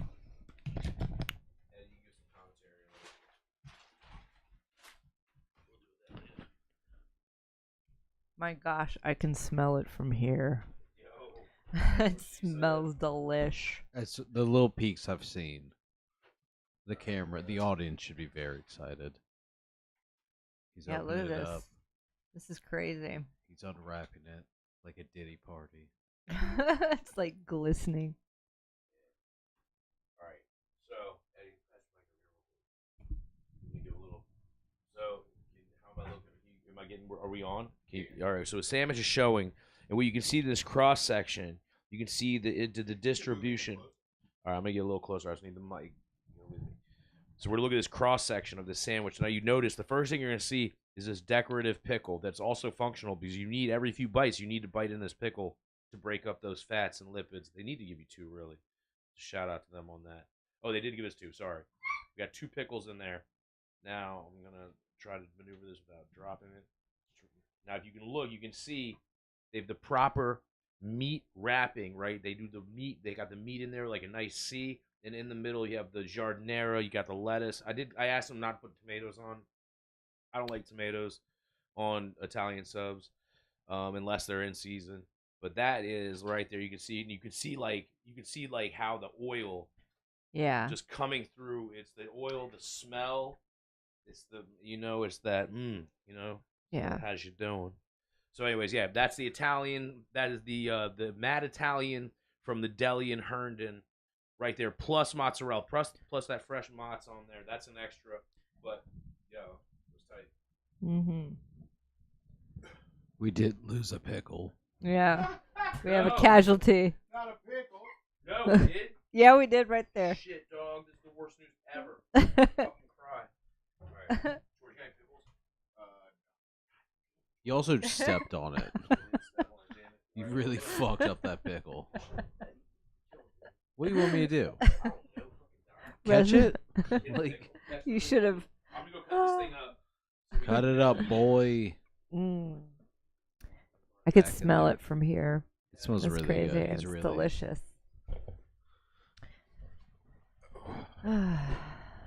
Cowabunga. I'm so happy for Chris. The first drawer by the sink in between, there might be Crap, there's stickers I'm supposed to be looking at. Oh, the titty stickers? Titty stickers. Yeah, I put a few of them in there. I'm going to get stickers made of my Johnson. Oh, I'm going to give shit, those out. dog. Whoa. Yeah. I like stickers, and I figure other people like stickers too. Eddie ain't Maybe going to walk out of here. He's going to be like, look, guys, just look the other way. I'm going to run. Hold up. I'm going to have to really turn from the camera. God damn, dog. Yo, why your crotch got a spoiler on it? Yo, y'all trying to trade stickers after the show, dude? You can get the perfect collection? God damn. Fappable stickers.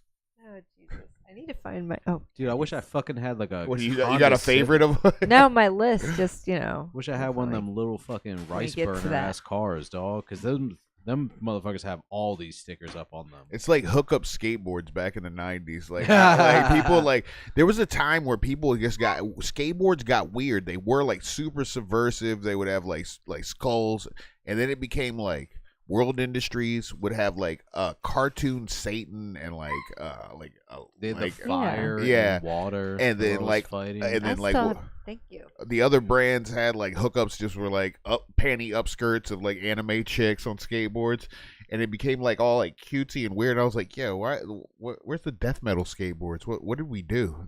My favorite was the I forget who it was. They did a bunch of them that were like vagina euphemisms.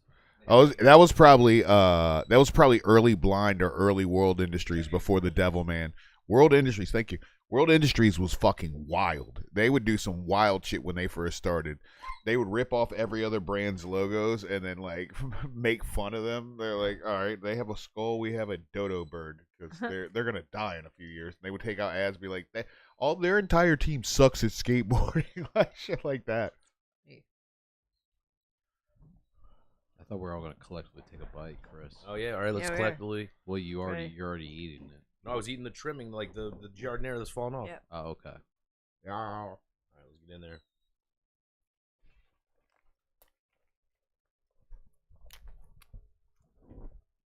Oh, it's good. The fresh mozzarella.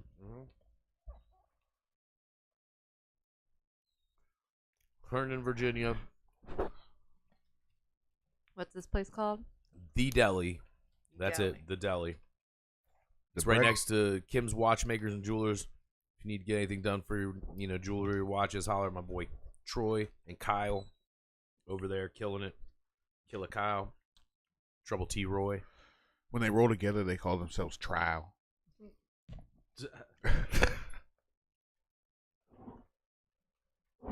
I bet you Lunar Sprunk is pissed that we're eating and not talking.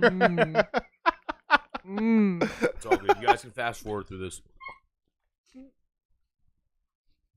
They can't while they're watching it live. Eat while you're doing it. Pretend like Pause it and then you can fast Yeah, forward. this is how you Fat- take a break. fat Go to the to it, bathroom, baby. and when you come back, we'll be done. Pretend like Lita we're in, usually like, a charges mukbang. dudes to watch this shit, all right? Yeah, it's true. Actually, you probably could. You know OnlyFans where you're like, Eat like Have you ever heard of a deep eat like a dish? heathen though, like. Oh, there's probably some dudes that would look for it. 100%.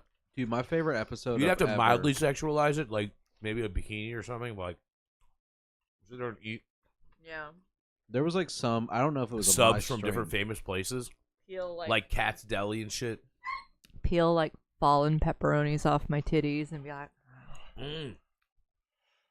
I think I can probably make a pretty penny. What are you doing after the show? Peeling pepperonis off my tits. What do you think? Hot. Mhm. Are they gonna be like the pepperoni cups? Like the big one? Well, yeah, the ones that when you get them warm, they do in a little cup. Like the Oh, yeah. Marco's pizza type shit. Mm-hmm. Feel you on that. Oh, that might be my angle. 2026 is supposed to be a lucrative year for me, according to the You're gonna put all according kinds to the of stars. cured meats on gents. Did you do the tarot reading? We were so busy, I don't even know who the fuck was there. Not there, but recently. I'm supposed to have a good year, maybe. I don't know. Remains to be seen. As long as you don't have a Diddy year, I you'll guess be I'll good. have to try the pepperoni thing.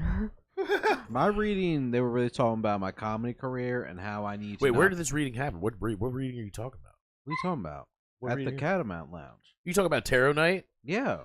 at the Catamount Lounge at 124 East Main Street in front Yeah. of Royal, Virginia, hosted by Julieta Hernandez and Lena. I forget her name. Yeah. The librarian type lady. It was very cool. Yeah, it was very cool. But I just want to shout out the homies. Oh, yeah. Julieta, aka man, we tied up this year for the ass eating Oh, champ. oh the yeah, ass-eating yeah. championship. I saw. I should have brought a poster up. Would you have one here? It's in my truck. my God car. damn it, George. Yeah, We need the ass eating championship poster. Shout out Chris Bishop on making like Julieta had him. We'll put it on next week. You'll see it, and I'll talk about it then. So we'll save that. For Yes, it'll be on the wall. I'll put it right behind where you're at. There's a nice space. Looks like fucking a hilarious. boxing poster. I was so baked, and I was just looking at it, giggling for hours. Like, because every time you look at it, there's something else on there. You're like, whoa. I can't believe it. That was a good sub. The bread was quite splendid. Man, they did a great job. They're like, yeah, shout out to Deli in Herndon, man. The Deli in Herndon. That's it. That's how good they are. They don't even fuck around. They're just like, we're the deli. That's it. You know, That shopping center is dope. They got pho. They got Ethiopian. They got Russian. The three of us are Thai chubby massage. as fuck. She's still eating. You're already breaking into your candy. I've ate candy. He's drinking a fucking birch beer, which is you should What's be the praised holidays, for. Birch beer is the. I wish you could get the Fanta birch beer in bottles. I actually like the old This Dutch one's one. good. This one's good. This one's good, but the Fanta is better in my mind. You know the best way to birch beer? The clear one. No. It's not even about. You can put any birch beer in this. It's when it's got the little pebble ice. Oh, I was you about only to get it like say, pizza yeah. places. No, exactly. That's the most peak is that Fanta with the pebble ice. Ooh, the pebble ice. Shout is like, out. it's like a big Slurpee. Fuck, I can't remember what it's called now. Sonic. Oh, they had Mamma Mia's at Manassas. Godfather's Pizza.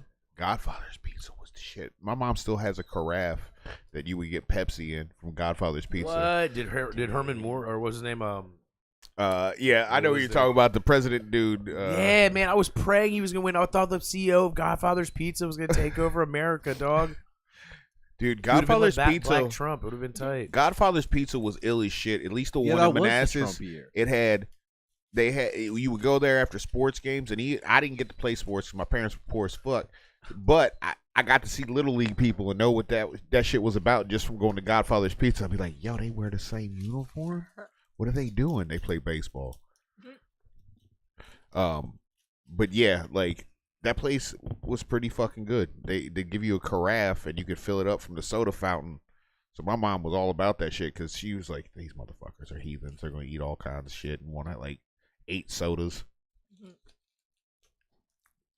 More amazing than the time you ate your weight in Godfather's Pizza? That's a line from Goonies.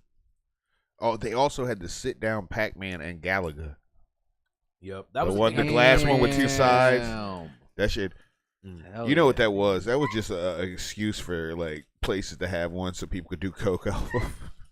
Yo, Yeah, man. you shut it This down. bag is giving me an excuse to eat Ferrero Rochers, dog. I already ate both mine. I know. I'm going for seconds right now.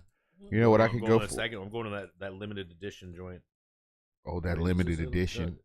There's a Rondor. Oh man, a different bonbon type. It's from the same. Man, They do that, and they're like the. Have you had the white ones? Oh, with the yeah. coconut. So good. With the red dot on They're them. so good. Ooh, this Yeah. one's fancy as fuck. Oh yeah, the Whoa. chocolate one. Oh, dude. Yep. Dark chocolate. You know what we haven't done in a while? What's that? Talked about the wonderful world of film. Yeah. Go Specific kind go of ahead, genre I'm over film. here. I'm gonna. the only the good kind of film, the scary films. Welcome to my thing where I talk about things, mostly scary movies. The last year has been amazing for horror movies, actually. Quite a few. Some didn't make my list, sadly, but I do have the top 10 and some honorable mentions that I'm going to talk about today. Like, what was your guys' favorite spooky film of the year? Favorite this year? All right, so there's 2 that I think were really good. The Monkey, Yeah, that one's good. and it's funny, and it's like got a lot of gore in it. And then Terrifier 3. Now, the reason I like that movie is because it was hyper violent. They did the opposite of what most horror movies do, where they pull away from like the death scenes. They like almost zoom in on like, hey, have you ever seen a chainsaw go into somebody's chest? But it was the first time in a long time, like 2 or 3 years, where I watched a horror movie in a regular movie theater instead of going to like Psycho Cinema or any like type of like horror fest. It was AMC, and you do not know, as a person that likes horror movies, that when you laugh at certain parts of movies and you're not in an audience of horror fans, that the other people look at you horrified that you're laughing at somebody getting their butt cheeks cut up by a chainsaw. Yeah. It was really like, I think we were the only ones laughing in the theater. I felt a little awkward, but it was fine. I felt great. In fact, I think when he rolled over and he gets hit in the dick with the chainsaw and his ball sack rips open, and his balls are sitting there with the vas deferens and shit, I was like, oh, you can see his balls. I think I enjoyed the film like quite. It's the special effects. Yeah, definitely. It's like a Fangoria movie. It's the old school special effects instead of a lot of CGI and really lots of squirty blood. It was cool. I liked it. And they shot a kid within like 5 minutes of the opening of that movie. Fuck them kids. Basically. So Demon from hell. Right. I know you're not much of a horror film person, but I watched a bunch of horror movies this year. what would be your favorite one? Dude, you know what? There was. Sorry, I caught you off guard. Hold up. Oh, I don't even my headphones. I was like, hold on, why can't hear myself? He's like, yo, there's cookies in this bag. All the trimmings I was eating.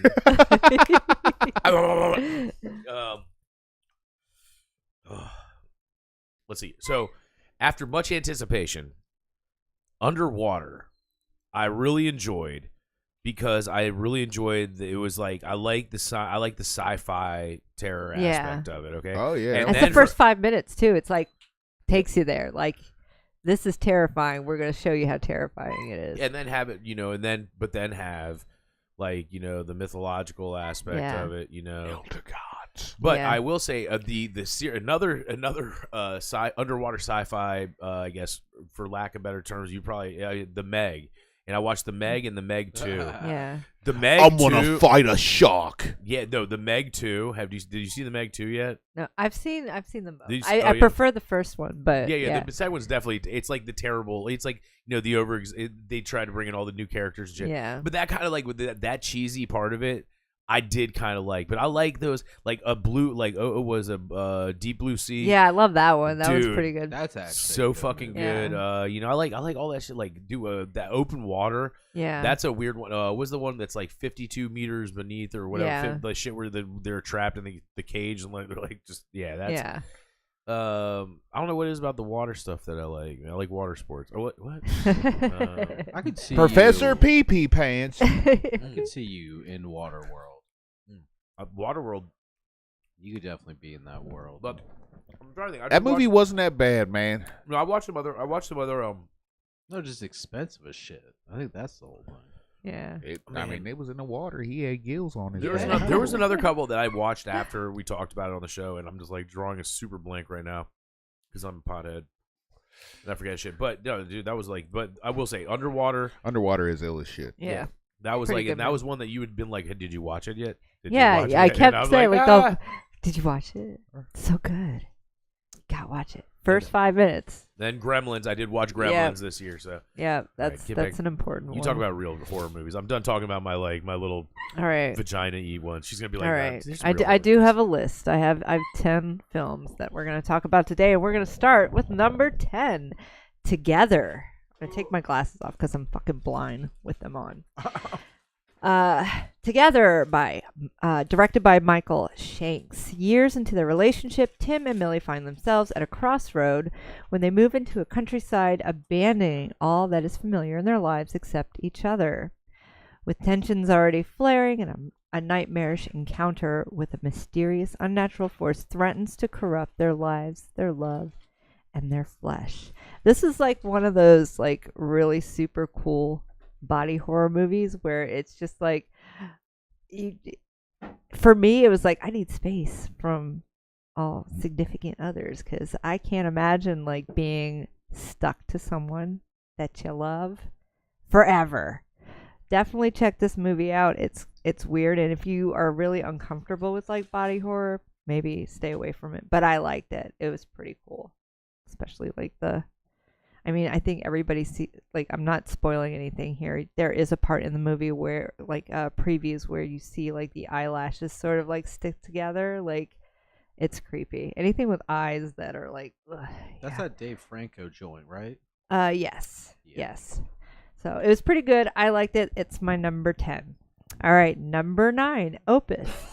Directed by Mark Anthony Green. A young writer travels to the remote compound of a legendary pop star who mysteriously disappears 30 years ago. Surrounded by a cult of sycophants and intoxicated journalists, she soon finds herself in the middle of a twisted plan. So this one has John Malkovich as like this washed up sort of like pop star, and now he has a cult, and Give he's this man inviting his these money. journalists to come and interview him for this new hit song that he's about to release. It's a wild, wild, wild trip. I like it. It's kind of like a it kind of reminded me like of Mandy, where it was like psychedelic sort of horror aspects to the movie. I enjoyed it, and I'm pretty sure you will too. Number 3, this is more of like a thriller sci-fi. Begonia, and that is Yorgos Lanthimos. You might remember that name. That is the same person that did Poor Things, same person that did The Oh, Lobster. yeah. I love those movies, so I was really excited for this one, and definitely did deliver on that. So, neat factoid about this movie: it was also produced by Ari Aster, who did Midsummer, like that movie. 2 conspiracy-obsessed men kidnap the CEO of a major company when they become convinced that she's an alien who wants to destroy Earth. This movie is wild. I did not expect the ending to be the way it is. I'm not going to spoil anything. Definitely go out and watch this movie. I think you can get it on Prime right now, and it's so good. It's so good. Definitely check it out. All right, my number 4 is Companion. That is directed by Drew Hancock. A weekend getaway at a remote cabin turns into chaos when it's revealed that one of the guests, a subservient android built for human companionship, has gone haywire.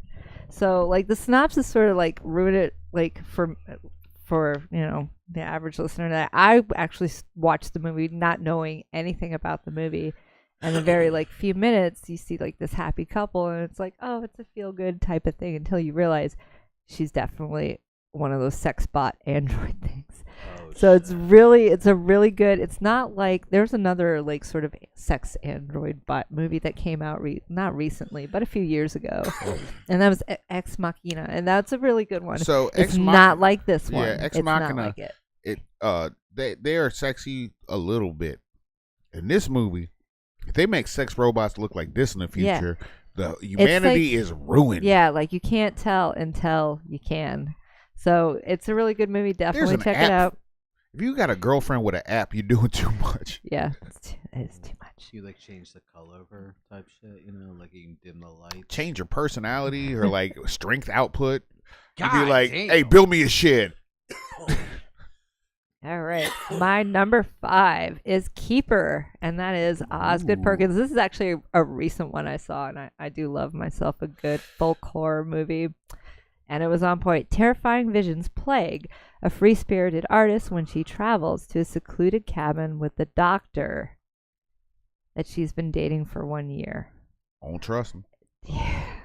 It's so good. Like the first like 5 minutes of the movie for me, like there's a foreboding. You know that like she knows something about this guy. She's dated him for a year. She knows that there's something wrong. And she can't put her finger on it. But eventually she does, and it's And a very there's good one of the weirdest cake eating scenes you will ever see. Yeah. That's Huh. a lot of like she houses a cake and Yeah, it's like yeah, and like all and I'm like, damn, I want to eat a chocolate cake like that. She made it look sexy. She's just like it's a good movie. Check it out. All right, number 6, another Osgood Perkins film. This is the one that you like, The Monkey. Monkey is Yeah. great. A middle-aged man reluctantly finds himself attending a football party with his wife and several friends from church. The party is hosted by Ryan Van Orton, a disgraced former pro footballer who has moved back into his hometown. As everyone settles around the TV to watch the game, Fred spots Ryan prepared drinking for one of the young women at the party witnessed something he wasn't supposed to see. This does not seem like the synopsis for this. No, that's not what happens in the movie. Yeah. So, in the movie, it opens up with the dude that played the asshole brother in Step Brothers. Yeah. And he's like, basically, every time that this monkey, it's like one of those toy monkeys, when it starts like beating his little things together, shit goes haywire. Somebody gonna die. And it ain't gonna be him, but somebody's gonna die. And it's a story of two brothers and their relation to that and their dad. Yeah, I don't know what it's like. I pulled this from the internet, so my bad. This is not the Is that the synopsis for him?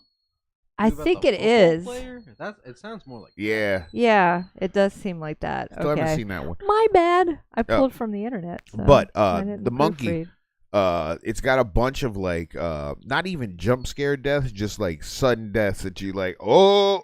Yeah, so it's basically a cursed toy that's passed down generations, and this kid is trying to. He's grown up now, and he's trying to stop the curse from happening, but he doesn't know where it's coming from or who is directing this monkey thing. So you had I guess whoever plays with the toy controls what the toy does, sort of. Yeah, so if you say, like, I wish you weren't alive, all of a sudden the monkey will beat his shit together and, like, a plane will crash into your mom. Yeah, basically. So, yeah, my bad. I definitely... But it's a good movie. Copy-pasted the wrong... Lots of fun. It's a funny horror movie. Yeah, definitely watch it. Number 7, Weapons, and that was directed by Zach Krager. Weapons is the straight shit. Yes.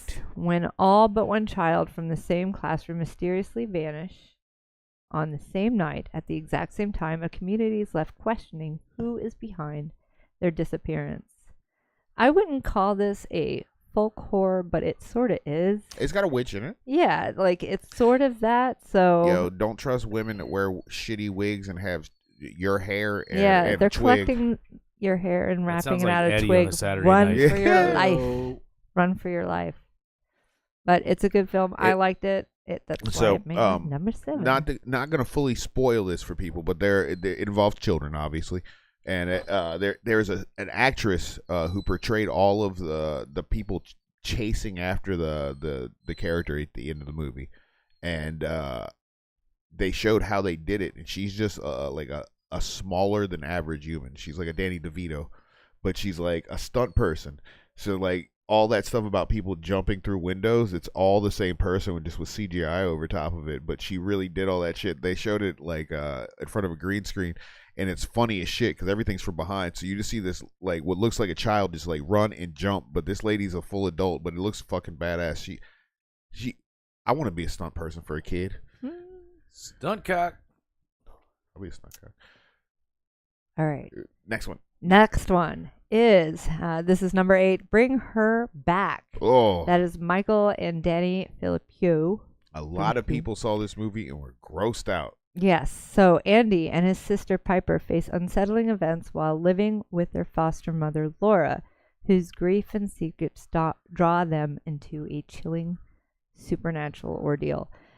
So for me, this movie, like the one character that I hated was the foster mom. Oh, like that she is bitch. very, like the first like half hour you get that she's like a very conniving sort of like manipulative woman, and she does really like unhinged, abusive things to these kids. Like it's wild. Like you all, like right off the bat hate her character. Yep. And for good reason. Definitely watch the movie. These same two guys did Talk to Me, and they're actually coming out with a second Talk to Me. I believe that that's in production now. All I know is like my homie from Denver hit me up like, "Are we playing Xbox?" He was like, I saw that movie. And I was like, and I was waiting for him to say it, and he was like, when that kid starts eating a knife. Mm-hmm. I was like, yeah, like, bro. Yeah, there's some wild, like, gory, like, realistically gory spots, parts of the movie. And that was definitely it was that one scene that got me, and I'm like, holy shit. Very good movie, well done, and I am actually looking forward to the second Talk to Me, because the first one was chef's kiss. All right, number 9. Sinners. Ooh, a spectacular Yeah, film. Ryan Coogler. Trying to leave their troubled lives behind, twin brothers return to their Mississippi hometown to start again, only to discover that even greater evil is waiting to welcome them back. The movie has the hottest quadroon woman ever on the face of this earth. That woman is hot as fuck.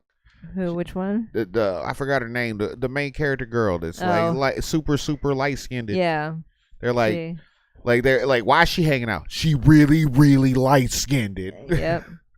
But she's fly as shit. Great movie, and I do love me a good vampire movie. It was well done. It's a You just like it's it kind of because- like a time period piece too, because like You just like it because the Irish vampire was oh sexy. hell yeah, I'd be like, oh, baby, please bite me right here. Take me. I'll be one of your minions. It's fine. Yeah, it was like there was another part of that movie that was really cool. There was a part they tied into like different cultures in that time. They had a lot of Chinese people that like sold stuff to black people, and it was like the minorities like had their own little economy where they traded stuff. But they factored in like the music, and they would show different type of music being played. And then they would show like ghosts of that culture dancing around the people when they were playing music. So that was kind of cool. Coogler does an ill job. Yeah, Wakanda forever. I like the music too. I mean, the whole soundtrack for. It's got John Lee Hooker in the Yeah, movie. it's pretty good. Pretty good. All right, you guys ready for Yes. my number 10? Yes. This is gonna be like, if you know me, you know me. Number 1 for me is Frankenstein. Yep. By Guillermo del Toro. That movie is so beautifully made Movie and make you so want to fuck a monster. close to the story that like I loved it. I thought it was beautifully done. A brilliant but egotistical scientist brings a monstrous creature to life in a daring experiment that ultimately leads to the undoing of both the creator and his tragic creation. You know what? I love this movie, but to be fair, I am a little biased on Frankenstein because like it was literally the Universal Frankenstein movie was the first scary movie that I saw when One I of was the a little best. kid. Like it was my first horror movie, so I've always had like an appreciation of like the soft kind of monster That one really in any sort of monster film. I mean, there was like Depraved, Lisa and the Frank. I mean, there's Yeah. so many Frankenstein The variation Bride's stories. coming out soon. Yeah, that one's coming out. I mean, Poor Things. It wasn't It was sorta. directly a Frankenstein yeah, movie, but it it is. was. It You was a know, brain so transplant. there's like so many movies out there that are like it, and I mean, it's definitely one of those redone the stories over and grossest over thing again. And about the new Frankenstein movie has nothing to do with any of like the bodies getting cut up, the different like how you can see like muscle tissue and shit. It's the fact that this motherfucker drinks milk the whole movie. yeah. Just be asking for milk no matter where he is. Like just Terrible drinking. people. I mean, like all the bad people. Like, think about it. Think about Clockwork Orange. He drank a whole glass Well, of that milk. was like hallucinogens. Who else was it? It was like I the drink half a gallon of milk on a day. on I The was gonna Shining. say, On no, The this- Shining, the dad's sitting there when he's like doing his weird thing. He has a glass of milk right in front of him. So yeah, psychopaths usually drink milk like it's fucking water. I love milk. I drink a half a gallon of milk a day. I was about to ask George if there was fucking milk in the fridge because my mouth right now, I got that sugar residue that only milk can take care of. Dude, so I don't mind milk. I used to go to McDonald's drive-thru and ask for milk. I used to drink That's it. fucked, dude. You need help. I used to drink a lot more milk because I used to like fucking break like my bones all the time because I would like jump bikes off of like 10 sets and like fucking break my arm. I broke my like arm or a leg or knocked myself out every summer until I was like 16. And like my mom was like, you don't drink enough milk. You don't got enough calcium. So like she would make us drink milk when I was younger. It was like part of it. Like they were cheap as shit. So it wasn't like I got Nestle Quick. It was just like, and I had to drink skim milk because it was in the 90s when they were like, yo, fat isn't good for you. And skim milk is just see white what- water. Yeah, it's just With it's sugar. like Yeah. Ooh. I do have honorable mentions. What is it? Because like I feel like they probably should have made the list, but like they're kind of not my style either. So maybe you like them. Good Boy, great movie about good. it's I wouldn't call it a horror movie. I figured it out. It's like a thriller movie. I figured it out halfway through the movie when I'm not gonna. We're not gonna spoil it for other It's a good movie if you like. It's a feel good horror movie. I think I might have seen this one. It's a feel good horror movie, and it's shot. It's basically you see everything that transpires through the eyes of a dog. Oh no! You told me about this. Yeah, so it's pretty good. There is like one if you're like not the type of person that likes like animal, like there is like a slight cringe part, but there's no animals that get hurt in the movie. Nah. So just know that like going into it, you're not going to witness any dogs getting murdered or There's an anything old man moment, not a like fuck this motherfucker. Yeah, it's a cringe moment, but it's not like what you think it is. It's a very good film. It's a feel good horror film. I wouldn't if really you like call dogs, it a horror you can watch film. it. Yeah, I wouldn't call it a horror film at all. But it was labeled as such, so it's got to be honorably mentioned. The next one is 28 Years Later. I wanted to love this movie, and I went and watching it like they cut too much out. Yeah, they cut a lot of out. The very end has nothing to do with the movie. It's like what other movie that was like that? Doomsday. So it was like two different like movies smashed together. The first one's kind of like that too, where he's like all of a sudden like in a mansion. You're like, what the fuck's going on? It is. So this is weird what I where will it say. Cuts off like that, but I think it's because there's probably that new movie that's coming out. Yeah. I think this week, Bone Empire or whatever. Yeah. I think that plot line was probably supposed to be part of that movie, but it was too fucking long. Yeah, I don't know. Like I wanted to love that it. part of the movie was good though. I think it kind of once they go into the boneyard and they meet that guy. When they were running through they were running through that bus and that train, and you just see that big ass Jason Momoa penis just like swaying in the wind while he's trying to beat a motherfucker to death and turn him into a zombie. Yeah. Yeah. There's zombie penis. All right, my final honorable mention. This is a good one. It was Death of a Unicorn. That was directed by Alex Sharman. It had Paul Rudd in it. Yeah, it did. It was Human basically vampire. it's a weekend retreat has deadly consequences when a father and daughter accidentally hit and kill a unicorn while en route to his billionaire boss, who seeks to exploit the creature's magic and miraculous abilities. Yeah, it's got Wednesday Addams in it. Yeah, so it was really good. It's funny. It's hilarious. And the monster in the unicorn. Oh, them unicorns is straight fire. Yeah, they're actual like that ain't Lisa Frank flesh-eating monsters, and they're pretty fucking cool. Yeah, somebody gets stabbed in their butthole. And so shit. I give them kudos for the coolest monster out of all the movies that I've seen. So. Before we wrap, let's because this is the Christmas show, I guess, as it were. What's your favorite Christmas movie? Well, this is where Chris has got to go through the banks. I've been watching I've watched at least one Christmas movie a day since December 1. So I have watched approximately 25 Christmas movies. My boy on that ABC Listen, man. Family, 25 Days of Christmas. Yeah. Now I have. It's tough to say, man. There's so many good ones. I mean, I have to go with, if I had to do the absolute, it's gonna be Home Alone. Home Alone. Home Alone. When Home Alone was in the theaters, okay, I had a newspaper route, and I paid for all my recreational stuff, so I was balling as an 8-year-old or an 11-year-old, and when Home Alone came out, I saw that movie I think 9 or 10 times in the theater. I would go every Friday or every weekend, and I would get out there and check it out. I love that movie so much, man. I wanted to put booby traps in my house I wanted to do all that shit. I didn't realize how physically damaging the shit he was doing was. Oh, yeah. Dude, they have. Do you see the MythBusters one? Yeah, they the show paint cans would have killed motherfuckers. Yeah, dude. I mean, it's a movie, and it was supposed to be like a cartoony movie, so I get it. I'm not gonna be one of those people. It's not realistic. It'd be like, no, the whole thing, that's not what would happen if a kid got left at home.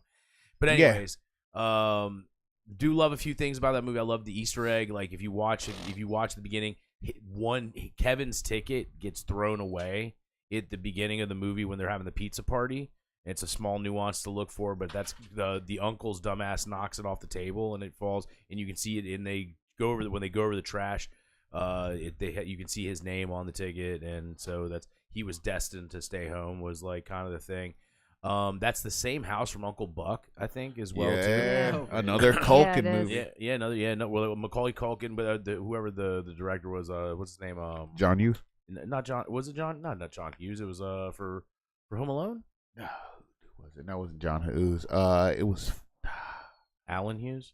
No, That's now Menace to Dershowitz. Society. But so, anyways, I guess the short and long on my rant is Home Alone's 1 and 2. All right, the way I feel about them, kind of the same way I feel about RoboCop 1 and 2. And that I like the sequels. The sequels are good. Not as good as the first, but for different reasons. Like the first was like more pure, right? The first RoboCop was more pure. The first Home Alone was more pure. But the stuff they did in the second ones, like in the second Home Alone 2, with changing the name of the Wet Bandits, the Sticky Bandits. Yeah. They cut. I watched Home Alone 2 as well, and they cut Trump. They cut the Trump part out. Huh.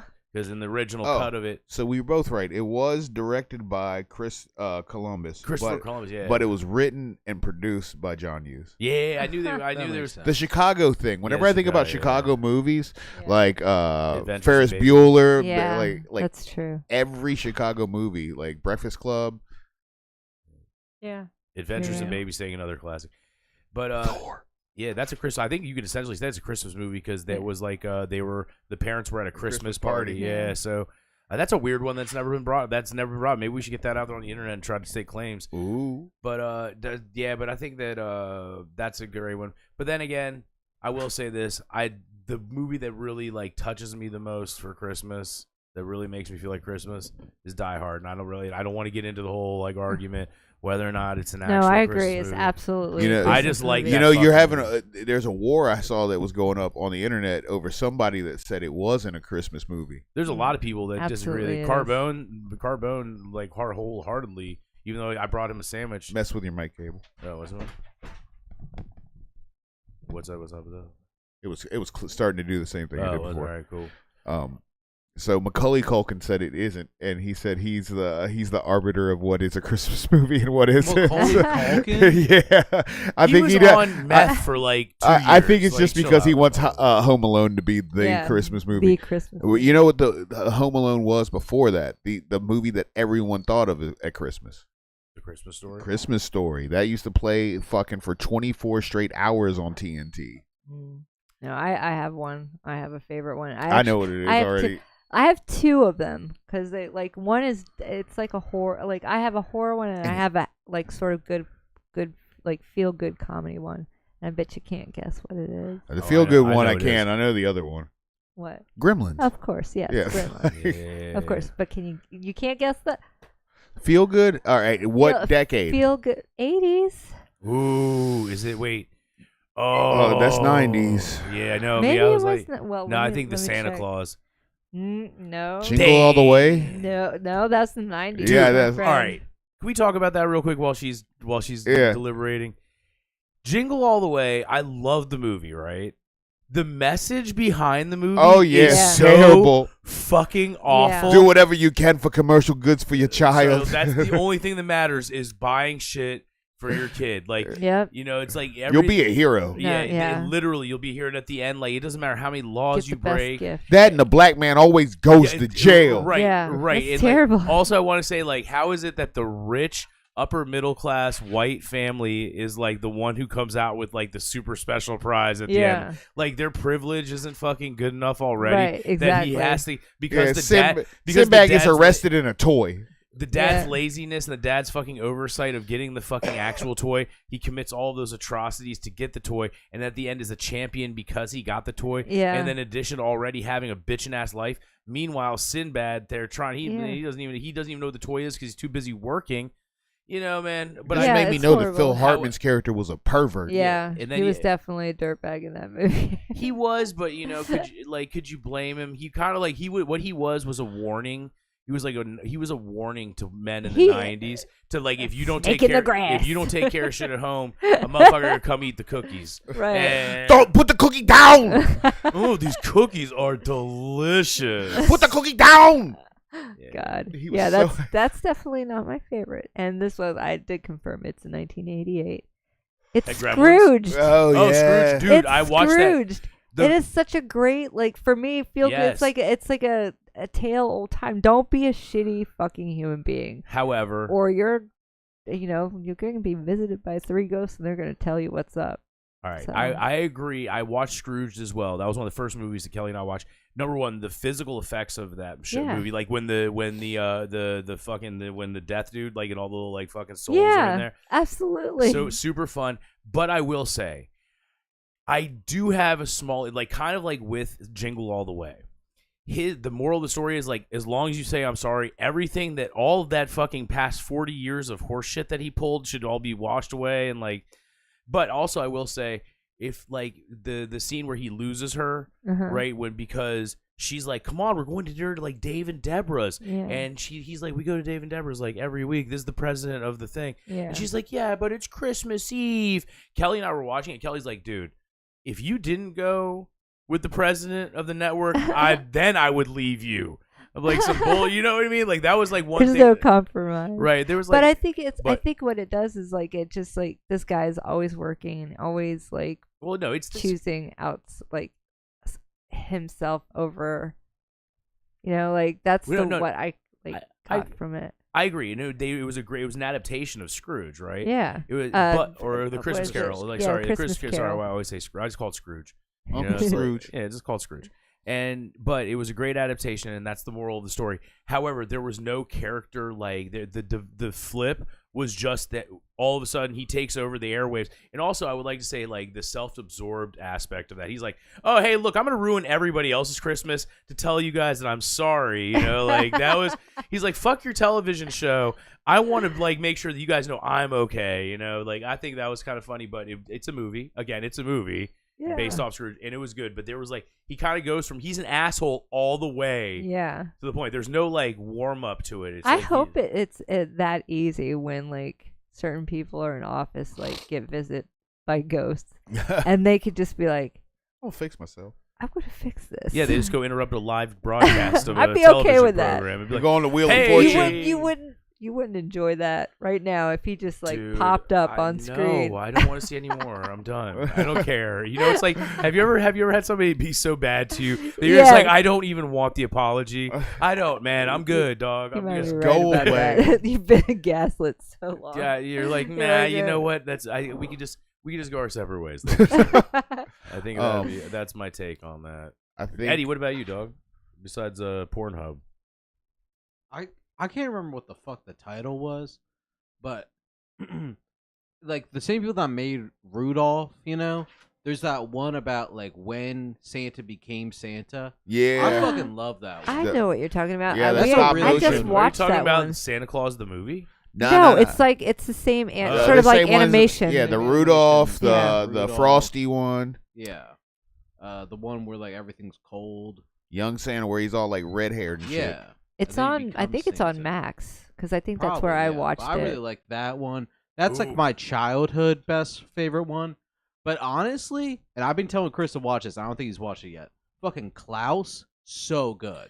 I have not Such a great I have one. not watched Klaus. Fat yet. Man's good. No, you know what? I have to take it back. I take it back. I will say Home Alone is a very strong one, but I did forget the best. The GOAT. The absolute GOAT of Christmas movies. Kelly and I watch it every Christmas Eve. And Oh, I know what you're going to say. It's Emmett Otter's Jug Band Christmas. And it is the most fucking adorable shit that's ever fucking happened in the planet Earth. It's the most wholesome. It has great music. It's a great story. Have you seen it before? No, I don't even know what you're talking Emmett, about. It's Muppet. It's like, the Muppets, Okay. and it's like from the 70s. So it's like OG Muppets, and it's about this family. It's a widowed otter, it's a widowed otter and her son Emmett, and they run a laundry service. But Okay. they're both musicians, and there's this big music competition coming up, and if they win, then they can win enough money for them to get up and out the hood. And so both of them want to enter it, but they don't want the other one to know, so they both secretly enter the competition. But in order for them to enter, for Emmett to enter the competition, he has to poke a hole in the wash tub that makes for that they use to make their money. So he's doubling down on it by making the wash tub they have into his base. Okay. And then they end up, it's just like a whole thing, and it's like the most, like, they're just super poor, and then they've got the River Bottom Nightmare Band, who comes out, and they're like this rock band that comes to the River comedy. Bottom. Yeah, dude. I've never seen Yeah, this. it's the River Bottom Nightmare Band part is really funny. They're both their parts because they have a part at the beginning too when they come into town and they're all at the music store and they roll up in their whip, and their whip is just like, it's like a G'd up fucking whip, and they pull up, and the homie, he's not a bear, he's a spoat. Yeah. Is that what it's called, a spoat? You got little teeth. Yeah, spoat. You kind of remind me of him a little bit, dude. Just when you start the show, you remind me of that dude. Like River Bottom Nightmare Band. They got a fish. They got a snake. A weasel. The weasel's the funniest, dude. He's playing the big star guitar. He's got that one line. He's like, "We don't brush our teeth 'cause toothaches keep us mean." What the? Oh my god, yo, it's so good. Like, give it a watch. It's like it's something you watch. I think Dave would actually. Yeah. It's because We've been trying to get him to watch like movies and stuff that are like a less stimulating, so that he just like plays along, like parallel play and watching TV at the same time. But when it's like something like any of the Disney movies, like you notice like a kid's just completely transfixed and they are just not doing anything else. But so this one, I think it's good. Showing him some of the classics lately, and he enjoys them. Does he like music? Yeah, he loves music. Absolutely. This is good because it got the mix. It's like they do like they do like a musical part, and then they have the interaction and then the music part. It's, dude, I'm sorry, but it's like that movie just it makes me want to cry, man, thinking about that movie. It's so beautiful. I'm also high as giraffe pussy. So when I think about Christmas, I often think about the claymation Rudolph the Red-Nosed Reindeer. That's like a classic. It would come on like Christmas Story, just because if you turned on TNT for like 2 days, that's the only thing that was on. But the thing that always I think about when I think about Christmas is the Simpsons episode where they got Santa's Little Helper. Yeah, that one is a good one. I remember watching that on Christmas night when it came out, and I was like, "Holy shit, he got a dog on the track. Homer's dumb." Like this, the classic. Yeah, that's definitely a classic rewatchable. Oh yeah, that's a great one. They only it's was Santa's Little Helper. Yeah, Santos. Santos. Like that one. What's another one that's really good? National Lampoon's Christmas Vacation. Oh, Christmas Vacation is fucking. Shatter's full. Yeah. That dude is so fucking gross. Gremlin. We watched Gremlins the other night too. Gremlins. Yeah, that's that one good aged well. Gremlins, they were smart as shit. Like they want, it wasn't you got a Gizmo toy or whatever from McDonald's. It was like you got a straight up record. Yeah. And it was like a little flexible square record that you could put on a record player and it would play. I think I had all of those joints. That was the first time I was like, "Mom, we have to go this week. Yeah. The new record is out." That hot fire. Well, damn. It's been the Christmas show. We did it. Yeah. Also the Hanukkah show. Hanukkah. And Kwanzaa and also Festivus. Yule. Festivus. Yule. We still have 9 crazy nights of light. Of lights. Chris, what do you got coming up? I know you said you got a bunch of good shows. I got some stuff. I mean, in the very near future, be doing Christmas at my in-laws. Just kidding. We will be hitting the jacuzzi there for sure. Let's see, what do I got? Oh, January 8th at Eavesdrop Brewery. Be out there with them Beer Run boys, I believe, with my man's Ace Jackson, and I'm not sure who else is on that one. But then I'm also doing another show with Ace outside of that promotion. That's going to be in Woodbridge at El Ranchon, and that's going to be January 28th. And I know my girl Angela Robinson's on that show. Hell yeah.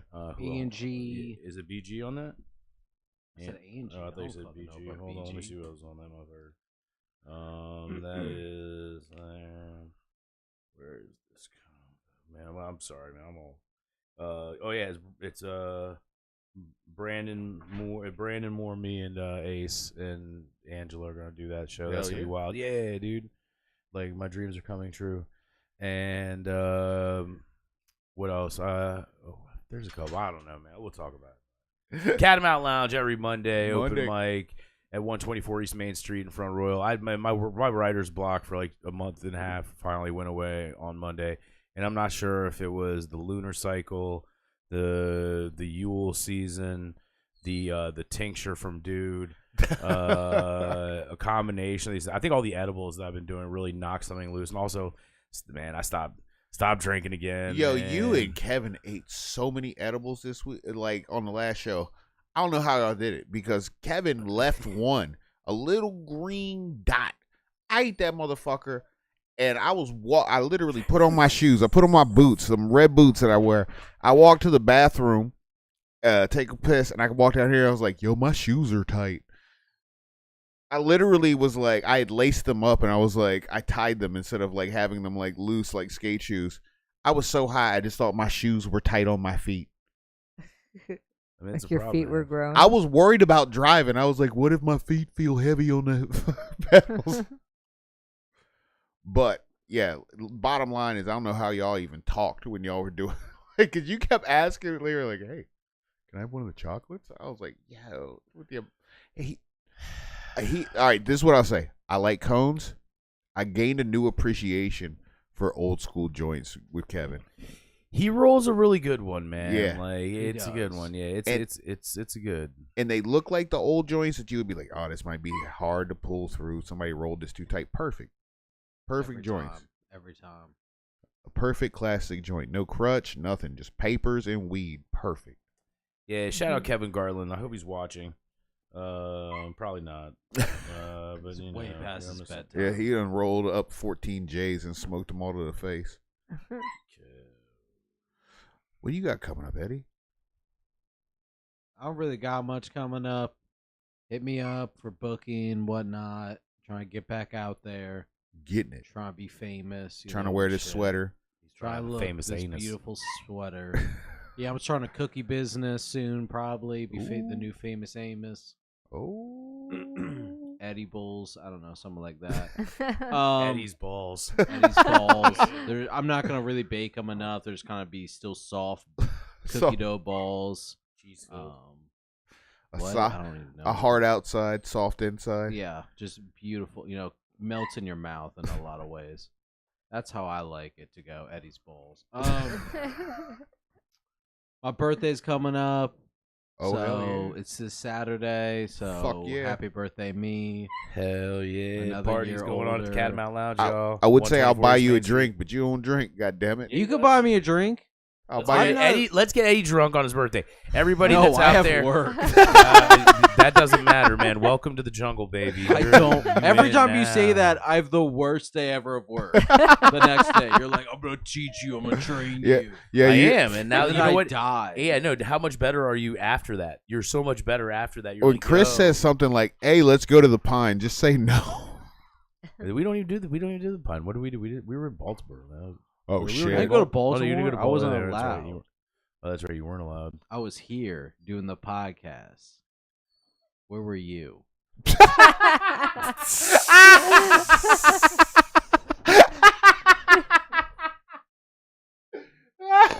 I need to go on your little fucking sojourn.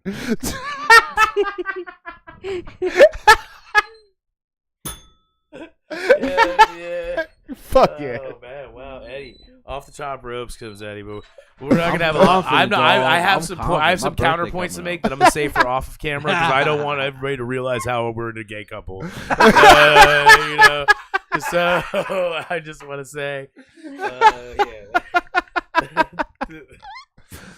Lita, Yes. what do you got coming up in artwork? I don't actually have anything coming up right now. Well, where so- can people find your artwork? You can. You have a go- bunch of stuff for sale on your Yes, site. I do have like stuff for sale, or you can hit me up. I'm actually working on a few commission pieces right now, but I might have some time and room for you, depending on your, your needs, your wants, and when you need it.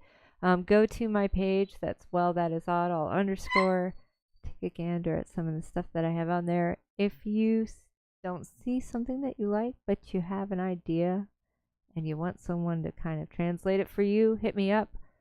Just message me and I might be able to work something out for you. So yeah. Hell yeah. Mhm.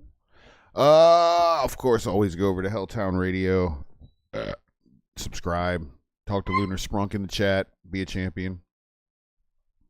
Yes, Lunar Sprunk, I'll put the chat on the TV next week. I know you're spicy because we don't respond to you right away. That would be nice if we can get it right here, because We I'll can. have I can just see it. Well, and- you'll probably see yourself too, though. That's okay. Okay. I'm fine. All right. Yeah, subscribe on all the platforms. Just type in Helltown Radio. We're there. You'll find us. Mm-hmm. So over at you can go follow me at Dirtbag Radio, or my music at Golden_Radio. And if you want to train jiu-jitsu and learn heel hooks, you can come over to Capital MMA. There is 8 local locations around the DMV area, stretching all the way from Tacoma Park, Maryland, all the way down to Lorton, Virginia, all around the Beltway. 8 schools. And if you are a member of any one, you can go to any other one. One membership, 8 locations. You can get trained. You can fight people. You can do some squats. You even got ice baths and saunas, all kinds of that shit. Get right. Bougie. Bad and bougie. Anybody got anything to say to the people for Christmas, Kwanzaa? Play the lottery. If you don't play, you can't win. $1.7 billion, dogs. I'm definitely All right, playing that shit. I will play it. That's And the mark my advice. words, if I hit, all y'all are rich too. Hey, Oh, we yeah, all man. coming up. Fuck Yeah. yeah, George, dude. give If I yourself get a $1 billion, hood. everybody That's that true. $1 a billion. Yeah, billion, like, what are you a gonna billion. do? I'm giving at least everybody that's homies Everybody at gets least $1 million, at least. I'll pay all and a mortgages house. off. Fuck, I'm buying a neighborhood. I'm gonna buy a bunch of land and build a bunch of houses. Have a whole ass compound. As long, all right. It's So, on a mule. and I'm putting people on insurance and fucking like you can have a job and your job could be just like because I'm gonna buy ridiculous things like the Dukes of Hazzard car. And if you wanted to drive a cop car around and say like things like I'm gonna cuff him and stuff him, you know, like I will run away from you in a car and you could be rich and I could be rich and we could act like children. Oh yeah. That's what I'm gonna do with my wealth. Be ridiculous and immature. You can too. Welcome to America. Look at the leaders we got. All right. Fucking remember. 2 fingers in the butthole's better than 1 in the pee hole.